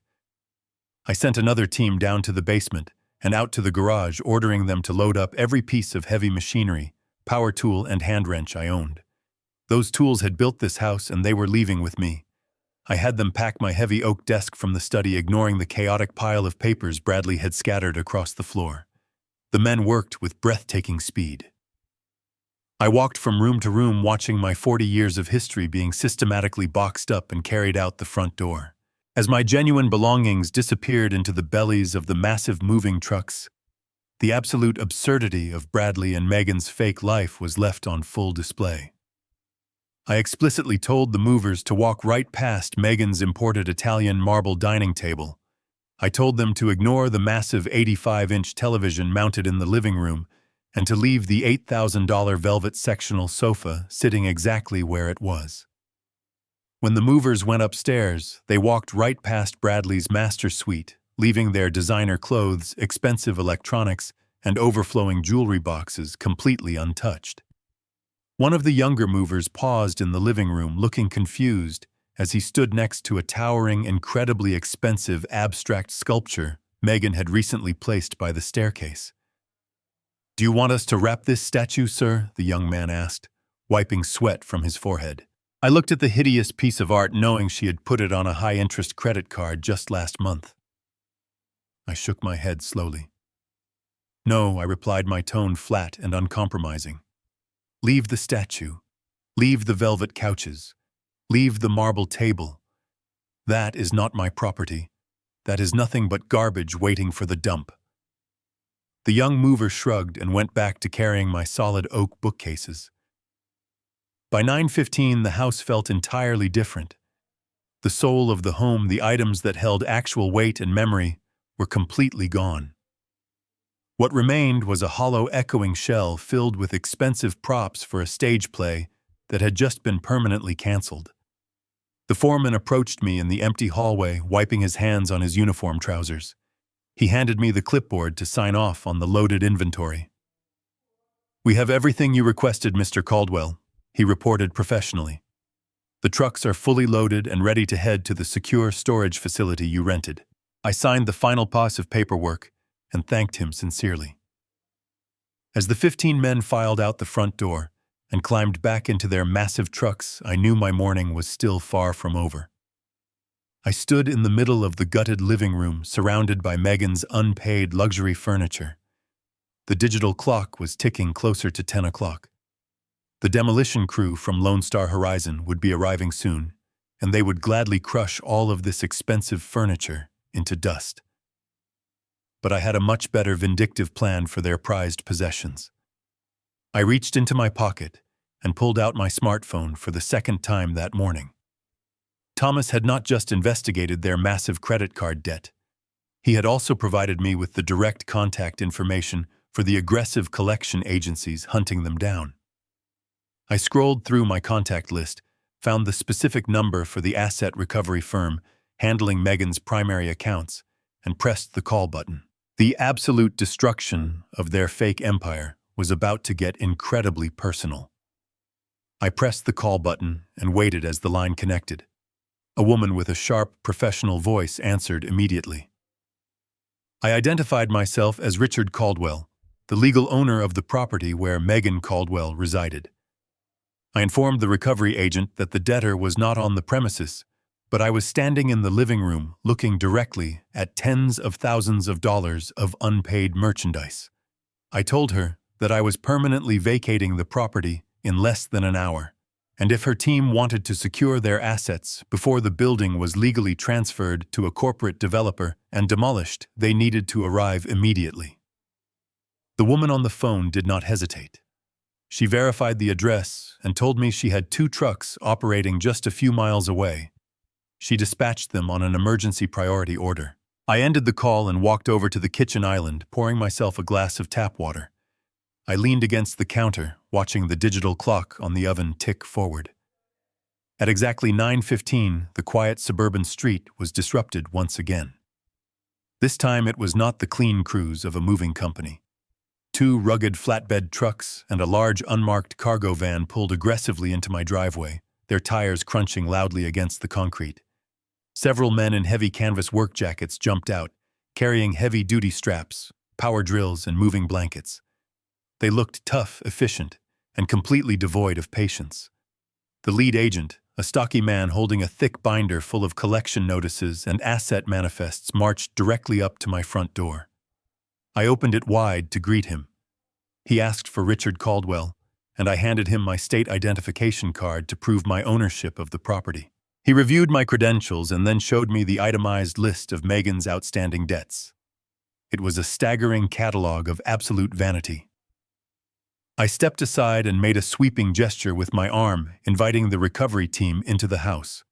I told the lead agent that as the sole legal homeowner, I was granting them full, unrestricted access to repossess every single item on their manifest. I warned him that they had exactly 35 minutes to clear the house before the property was legally handed over to a demolition crew. The man's eyes widened slightly at the mention of demolition, and he immediately barked orders to his team. The repo men flooded into the living room like a swarm of angry locusts.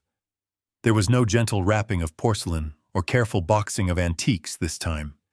This was a swift, calculated, and brutal extraction of unpaid assets. They operated with ruthless speed, tearing through the rooms and grabbing everything of value that my daughter-in-law had fraudulently acquired to impress her fake friends. I stood by the front window sipping my water and watched the systematic dismantling of my daughter-in-law's fake high society life. 2 men grabbed the expensive $8,000 velvet sectional sofa. They did not bother covering it with protective blankets. They tipped it on its side, maneuvered it through the front doorway, and dragged it out to the cargo van. Another team marched directly toward the 85-inch flat-screen television mounted on the living room wall. Megan had constantly bragged to her friends about that television, claiming Bradley had bought it for her as a surprise anniversary gift. In reality, it was heavily financed at a predatory interest rate she had not paid in 4 months. The men used power drills to strip the mounting brackets from the drywall, leaving holes behind. They carried the black screen out without a second thought. Next came the formal dining room. The Italian marble table, the centerpiece of all those dinner parties where I was banished to my bedroom, was dismantled in minutes. The men unscrewed the heavy stone top from the brass legs, loaded the pieces onto a reinforced dolly, and wheeled the dining set out the front door. They took the matching velvet chairs. They took the abstract sculpture from the hallway. They even went upstairs into the master suite and repossessed the custom mattress and the expensive mahogany bedroom suite she had bragged about. I watched them strip away every single layer of her fabricated wealth, exposing the hollow, rotting core of their financial reality. They were not just taking furniture. They were ripping away the mask she wore to hide her insecurities. By 9:45, the recovery team had loaded the last of the unpaid assets onto their trucks. The lead agent handed me a receipt acknowledging the retrieval of the property, gave me a brief nod of thanks, and ordered his men to roll out. I watched the trucks back out of my driveway, their cargo beds packed tight with the remnants of Bradley and Megan's ruined lifestyle. As the sound of their engines faded away down the street, a silence fell over the house. I turned around and looked at the interior. It was barren. The walls were bare, the floors were empty, and the space felt massive.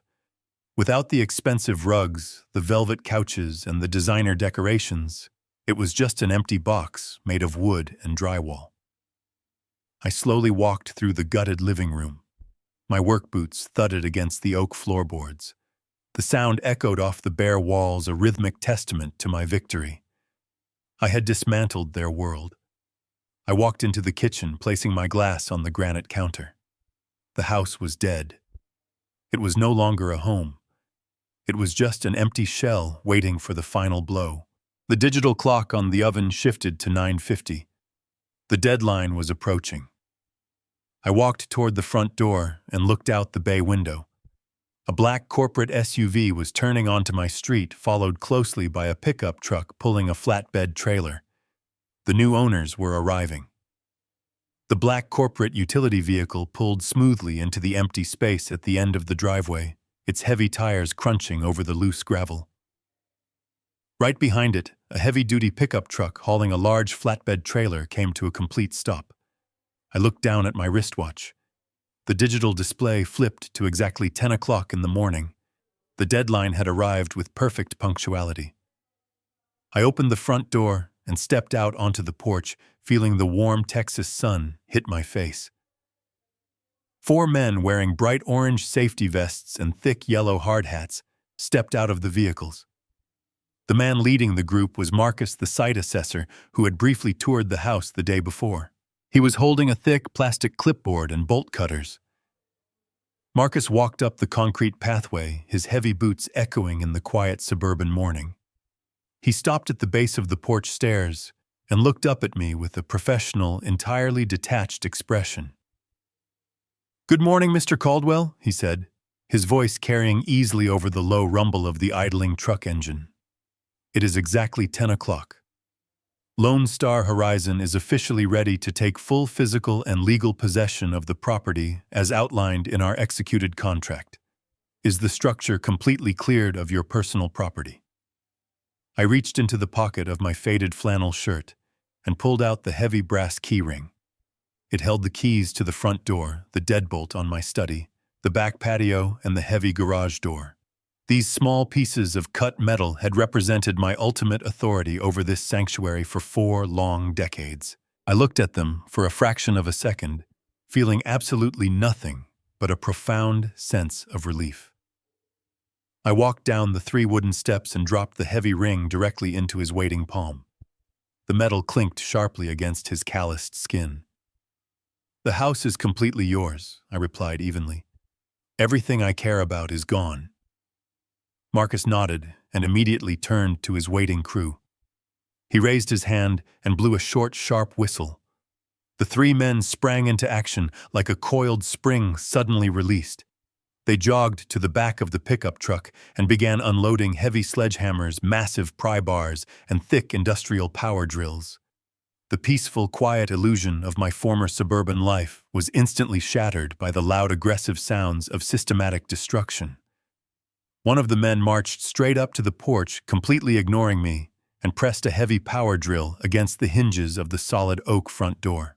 The loud screech of grinding metal filled the air as he rapidly stripped the thick screws from the wood. I stood on the walkway and watched as another worker walked over to the pristine white picket fence bordering the front lawn. Sarah had always wanted a white picket fence. I had built it for her 30 years ago, painting it fresh every single spring. The worker swung a massive steel sledgehammer in a wide, brutal arc. The heavy metal head smashed into the wooden post with a sickening crack. The wood splintered violently, and a large section of the beautiful fence instantly collapsed into the green grass. They were not just taking the house apart. They were erasing its entire history. Within 5 short minutes, the heavy front door was completely removed and tossed carelessly onto the flatbed trailer. Another man was already unscrewing the large glass panels of the living room windows, exposing the hollow interior of the house to the outside air. The property was no longer a residential home. Legally and physically, it was now an active, hazardous demolition site. Yellow caution tape was being aggressively unrolled and tied around the remaining fence posts and the large oak tree in the front yard. Marcus walked past me and stepped through the empty front doorway, entering the completely gutted living room. I followed slowly behind him, my boots crunching on small fragments of shattered glass and splintered wood that now littered the entryway. Marcus stopped in the center of the massive room, resting his hands on his hips. The repo men had taken all the expensive furniture, leaving the room almost entirely bare. However, piled haphazardly in the very center of the floor was a pathetic, chaotic mound of leftover personal belongings. Bradley and Megan had not packed a single box before leaving for work. Their expensive designer clothes, cheap imported electronics, countless pairs of high-heeled shoes, and ridiculous decorative knickknacks were heaped in a massive pile. They were the items the repo men legally could not take. Marcus pointed his pen at the massive pile of clothes and electronics. "What do you want us to do with all of this stuff?" he asked, looking over his shoulder at me. "Our contract states that anything left inside is considered abandoned debris. Do you want my men to throw it straight into the industrial dumpsters out back?" I stared at the pile of tailored suits and colorful dresses. Throwing it away cleanly would hide their absolute ruin from the neighborhood. I shook my head slowly. "Do not throw it in the dumpster," I instructed, pointing a steady finger toward the open doorless entryway. "I want you to drag that junk out to the front lawn. Leave it right there in the dirt, completely exposed to the open street. It is not my property, and I do not care what happens to it." Marcus shrugged his shoulders. "You heard the man," he shouted. "Bag that garbage up and drag it outside." The workers immediately pulled thick black industrial trash bags from their belts. They began roughly shoving handfuls of expensive silk ties, designer dresses, and tangled cords into the plastic. They hauled the black bags outside and dumped them onto the front lawn. I walked out to my waiting hired town car, got inside, and drove away from the demolition site. The plush leather seats of the hired town car embraced me as we glided smoothly away from the neighborhood. I did not look back out the rear window. There was absolutely nothing left for me to see on that street. The house I had painstakingly built with my own hands was already undergoing a violent transformation, returning to the raw dirt it had once been. I stared straight ahead, watching the familiar suburban streets gradually give way to the towering glass and steel structures of downtown Austin. The midday traffic was a chaotic river of movement, but inside the insulated cabin of the car, I sat in perfect, undisturbed silence. The heavy burden of betrayal that had been crushing my chest for days was finally lifting, replaced by a deep, resonant sense of vindication. I directed the driver to a specific address right in the heart of the city. It was an iconic luxury hotel, the kind of establishment where wealthy corporate executives and visiting dignitaries stayed. Bradley and Megan had always talked about wanting to spend a weekend there, but their maxed-out credit cards could never cover the exorbitant deposit. I, on the other hand, had a fresh offshore trust account holding $1.2 million. I stepped out of the vehicle, handed the driver a generous tip, and handed my 2 battered leather suitcases to a waiting bellhop in a crisp uniform. The lobby was a masterpiece of polished marble crystal chandeliers and soft classical music. I walked directly to the concierge desk and secured their premium penthouse suite, paying the $1,000 nightly rate up front without a single flinch. It was a steep price, but I considered it a minor investment in my own peace of mind. The bellhop escorted me to the top floor, unlocking the heavy double doors to reveal a massive sunlit living space. The suite featured floor-to-ceiling windows, offering a panoramic view of the entire Austin skyline. The furnishings were exquisite, crafted from rich mahogany and soft, genuine leather. It was a level of absolute luxury that dwarfed the pathetic financed illusion my son had tried to build. I tipped the bellhop with the very last piece of cash in my wallet, locked the heavy suite door, and walked over to the elegant wet bar situated in the corner of the room. I reached for a heavy crystal decanter filled with aged premium bourbon. I poured a generous measure into a thick glass, the amber liquid catching the afternoon sunlight. I took a slow, deliberate sip. The liquor burned a warm, satisfying path down my throat, settling my remaining nerves. I carried the glass over to the massive oak desk positioned right in front of the skyline window. I set the bourbon down, unzipped my small leather travel bag, and pulled out my laptop. I opened the laptop and waited for the screen to boot up.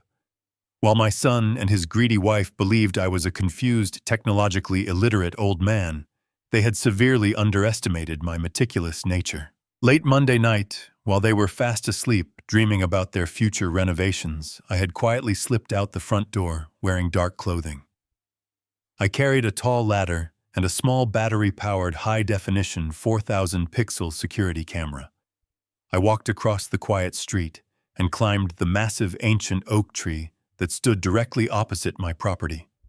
I had spent nearly an hour carefully mounting the small device high up in the thick branches, completely hidden by the dense summer foliage. I angled the lens to provide a perfect, unobstructed wide-angle view of the entire front yard, the driveway, and the main entrance of the house.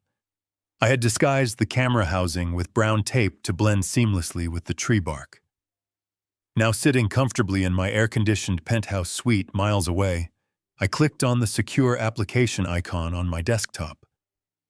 The software loaded quickly, connecting to the wireless cellular signal of the hidden camera. A loading circle spun briefly in the center of the screen before the live video feed suddenly flared to life in brilliant razor-sharp clarity. I leaned back in my plush leather chair, resting my hands on the desk, and watched the magnificent spectacle of consequences unfolding in real time. The camera angle was perfect. I could see the pile of black trash bags containing Megan and Bradley and their expensive designer clothes sitting pathetically in the dirt of the front lawn. Behind the bags, the demolition crew was working with breathtaking efficiency. A massive yellow excavator had arrived on the site. Its heavy metal treads chewed through the beautiful green grass I had watered every single morning.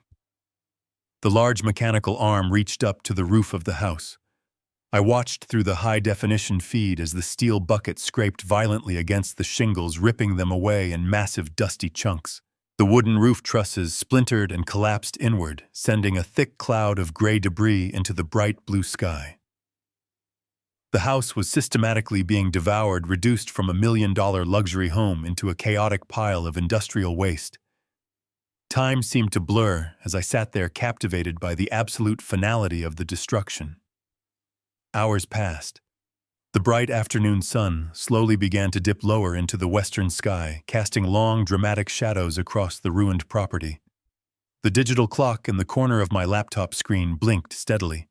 The numbers shifted to 5:15, then 5:20, marching inevitably forward.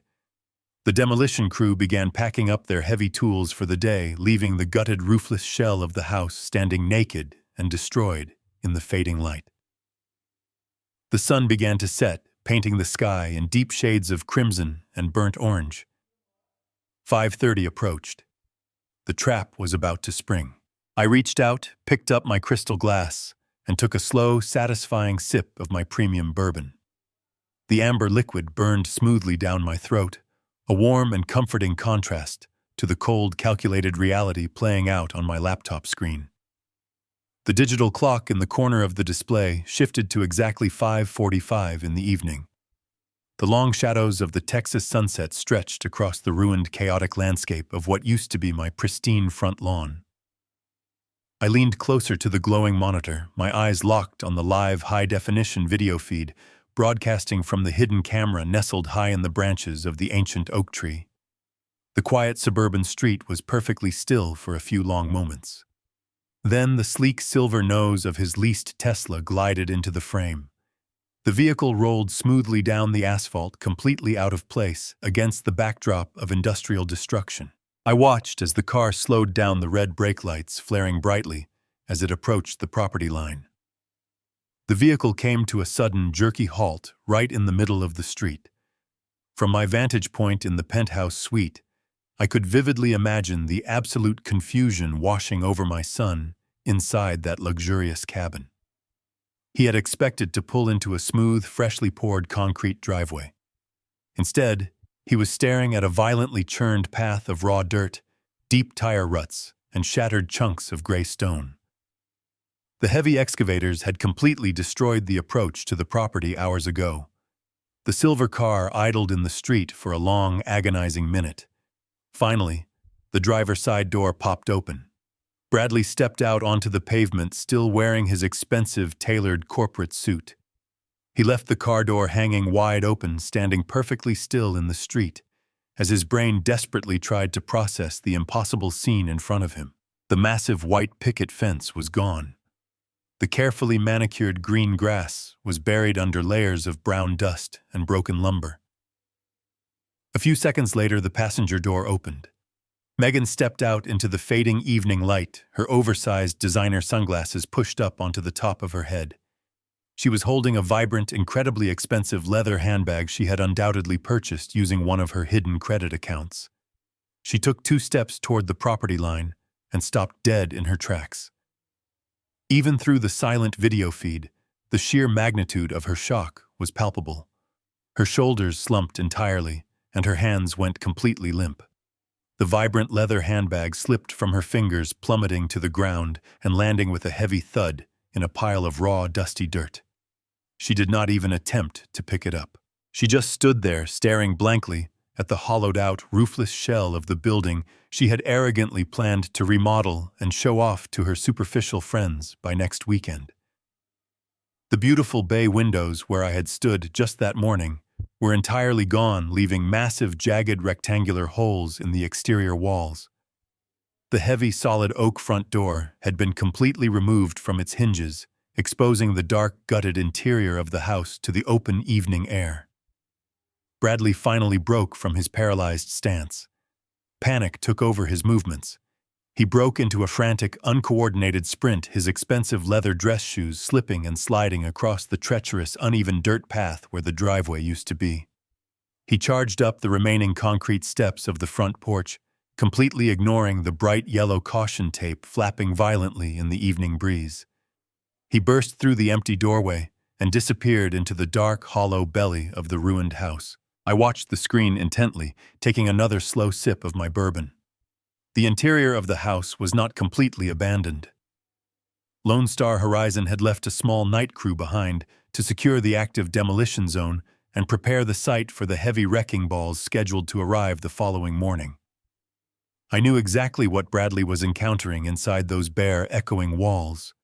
He was running through empty rooms, finding no velvet couches, no marble dining tables, and no massive flat-screen televisions. He was finding nothing but exposed wiring, torn drywall, and bare wooden studs. Less than 2 minutes after he sprinted inside the front doorway was suddenly filled with rapid movement. Bradley came stumbling backward out onto the porch, his hands raised defensively in front of his chest. Towering over him was the massive, bearded construction foreman who had been directing the demolition crew all afternoon. The foreman was wearing a bright orange high-visibility vest and holding a heavy steel clipboard. Even without audio, the body language was incredibly clear and completely one-sided. The foreman was aggressively pointing a thick finger directly at his chest, taking dominant, forceful steps forward and physically backing my son down the porch stairs.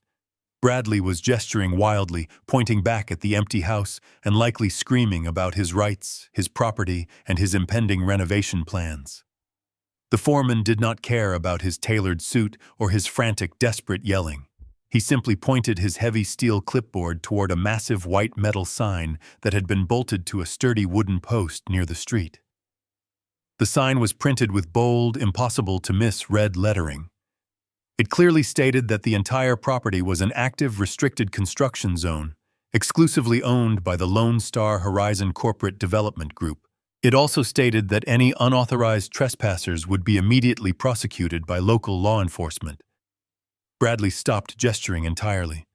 His arms fell limply to his sides as the reality of the massive corporate warning sign finally penetrated his thick, arrogant skull. The foreman gave him one final shove toward the dirt path and turned his back, walking inside the gutted house. Bradley stumbled. He slowly turned his head, scanning the ruined landscape. That was when he noticed his clothes stuffed into black trash bags on the lawn, with a single piece of paper taped to the plastic. Bradley stood completely frozen in the dirt, staring at the black plastic trash bags piled on the ruined lawn. Through the camera feed, I watched his hands tremble as he peeled the paper taped to the plastic. It was a formal eviction notice from Lone Star Horizon. Before he could even finish reading the typed words, the sleek black smartphone sitting on my mahogany desk began to vibrate violently. The caller identification displayed Bradley's name. I let it ring 3 times, allowing his panic to marinate. On the fourth ring, I answered the call and lifted the phone to my ear. I did not say hello. I simply listened to the chaotic, breathless sounds of absolute terror radiating from the other end of the line. Dad. "Where are you?" Bradley screamed into the receiver, his voice cracking with a high-pitched hysteria. "Oh my God. Dad, you have to call the police right now. We have been robbed. The house is completely destroyed. They took the doors, they took the windows, they took all of our furniture. There is a crazy construction crew here claiming they own the land. Where are you? Are you safe?"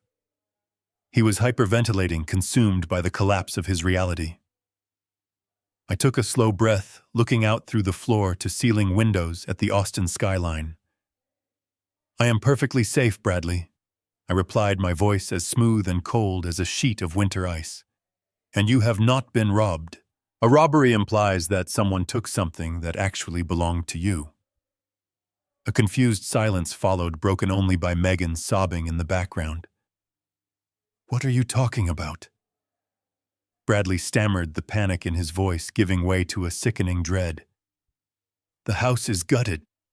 Everything is gone."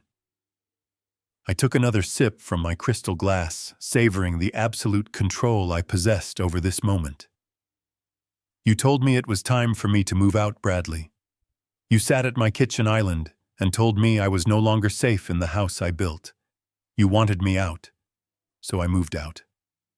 Since my name is the only one on the deed, I decided I did not need the house either. I sold it this morning to a corporate developer. The men standing on the porch are not robbers. They are the legal owners. You are trespassing on an active commercial demolition site." "You sold the house," Bradley shrieked, his voice echoing loudly over the phone. "You cannot do that. We live here. We have tenant rights. We have hundreds of thousands of dollars of luxury furniture in there. I am calling a lawyer." I let out a low, humorless chuckle. "You cannot call a lawyer, Bradley, because you cannot afford one. And you certainly do not have any furniture. Did you really think I was blind to your massive financial ruin? Did you think I would not find out about your massive credit card debt? The people who took your velvet couches and your marble table were not thieves. They were asset recovery agents. I let the repo men inside myself. I gave them full permission to strip the house bare before the demolition crew arrived. They took everything you bought with money you did not have." "Dad, please," Bradley begged, his arrogance completely shattered, replaced by the pathetic whining of a desperate child. "You cannot do this to us. I am your son. Where are we supposed to go? We have no money. We have nothing left. You have to fix this. Stop the demolition. Tell them it was a mistake." I leaned forward in my leather chair. "You stopped being my son the exact second you decided to treat me like a disposable obstacle," I said, my voice dropping to a dangerous, lethal whisper. "Did you really believe I would not check the lock on my own study? Did you honestly think I would not find the fraudulent power of attorney you hid in my desk?" The line went completely dead. For a long, terrifying moment, Bradley stopped breathing. I could hear the sheer, paralyzing horror washing over him. "That is right, Bradley. I found the forged signature. I found the fake notary stamp. I read the emails between you and Apex Horizon Financial. You were going to lock me in a state facility and steal the equity of my home to fund your pathetic vanity. You tried to legally erase my existence, but you forgot who raised you. While you were busy packing my bags for the nursing home this morning, Thomas Sterling was walking into the district attorney's office. He handed them the forged documents, the emails, and the financial records an hour ago. You are not just homeless, Bradley. You are actively looking at multiple charges of felony fraud and elder abuse. The police are likely drafting the arrest warrants right now." "Dad, I am so sorry." Bradley sobbed violently. "I was desperate. I did not mean it. Please stop them. I am begging you." I looked at the $200 bill on my desk. I felt no pity. "I have nothing left to say to you," I told him. "Use that $200 bill to rent a cheap motel room for the night. You will need a place to sleep before the police arrive. Goodbye, Bradley. I pulled the phone away from my ear before he could scream another desperate plea and pressed the red button to end the call. I immediately opened my settings, selected his contact profile, and permanently blocked his number. I blocked Megan's number as well. I set the phone face down on the polished mahogany desk. I turned my attention back to the laptop screen. Through the hidden camera, I watched my son collapse onto his knees in the dry dirt, completely burying his face in his hands, while his absolutely furious wife screamed at him in the fading Texas twilight. It was finally completely over. 3 months have passed since that warm evening in downtown Austin. Today, the Texas heat is nothing more than a distant memory, completely replaced by the gentle rolling breeze of the Italian countryside. I am currently sitting on a stone balcony overlooking a sprawling, sunlit vineyard in Tuscany. A glass of deep red wine rests on the wrought iron table beside me, and the fragrant scent of roasted garlic and fresh basil drifts up from the small kitchen inside my rented villa. I take a slow, deep breath, feeling a profound sense of peace settle into my bones. The heavy, suffocating weight of betrayal that had anchored me to the ground for so long has entirely vanished. I am finally free. But the path to this freedom required a surgical, ruthless severing of the toxic ties that bound me. The aftermath of that Wednesday evening was swift, brutal, and entirely merciless. I did not stay in the United States to watch the dust settle. Thomas handled all of the legal communications, while I quietly packed my bags and boarded a first-class flight across the Atlantic Ocean. But Thomas kept me meticulously updated on every single detail of their spectacular downfall. Bradley did not even make it through the weekend before the consequences of his arrogance completely caught up with him. Later that same night, after I hung up the phone and blocked his number forever, he and Megan were forced to take a taxi to a rundown motel on the outskirts of the city. They used the crisp $200 bill I had given him that morning to pay for a cheap, filthy room. But they did not stay there long. Early Thursday morning, 2 marked police cruisers pulled into the cracked asphalt parking lot of that motel. The district attorney did not waste any time after reviewing the forged power of attorney and the emails detailing their scheme to defraud me of hundreds of thousands of dollars. Bradley was arrested right there in the parking lot. He was marched out of his cheap motel room, wearing the exact same wrinkled tailored suit he had worn the day before. He was placed in the back of a police cruiser, wearing heavy steel handcuffs. The charges were severe: felony forgery, attempted grand larceny, and elder abuse. When the news of his highly public arrest reached the corporate firm where he worked, the reaction was immediate and unforgiving. A financial management company cannot employ a man facing federal fraud charges. Bradley was terminated from his position, effectively immediately losing his salary, his benefits, and whatever tiny shred of professional reputation he still possessed. But the absolute ultimate blow came from the very woman he had destroyed his own father to please. Megan did not stand by her husband during his darkest hour. The exact second she realized that the luxurious lifestyle was permanently over, that the $1 million house was a pile of rubble, and that the endless stream of invisible credit had instantly dried up in her marriage vows, completely evaporated into thin air. She filed for a contested divorce less than 3 weeks after his arrest, desperately trying to distance herself from his criminal charges and the mounting mountain of unpaid debt. Even the leased silver Tesla, the ultimate symbol of their fake wealth, was towed away by a repossession company directly from the impound lot. They were left with absolutely nothing but those black plastic trash bags sitting in the dirt. Sitting here on this beautiful balcony, watching the Italian sun slowly dip below the green hills, I often find myself reflecting on the harsh concept of tough love. People might look at my actions and call me a cold, vindictive father. They might say that family should always forgive family no matter how deep the knife is pushed into your back. But those people have never looked into the eyes of their own child and seen nothing but a greedy, calculating parasite staring back at them. I did grieve for my son.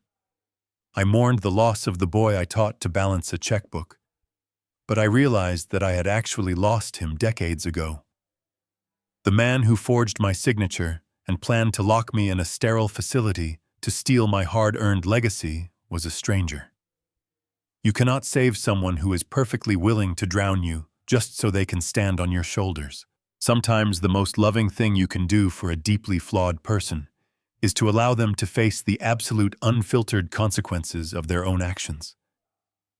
I refused to be his final victim. I chose to survive.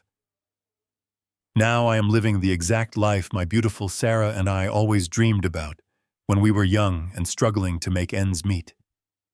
We always talked about traveling through Europe, drinking fine wine, and exploring ancient cities.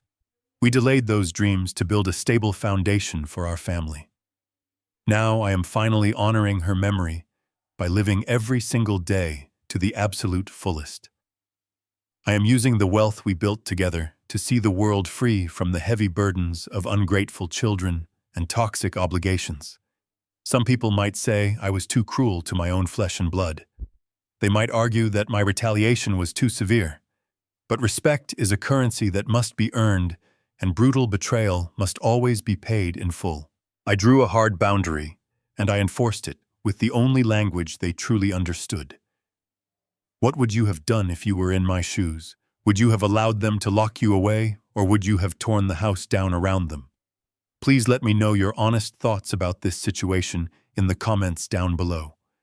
Make sure to hit the subscribe button if you strongly believe in standing up for yourself. Thank you for watching, and remember, never let anyone steal your dignity.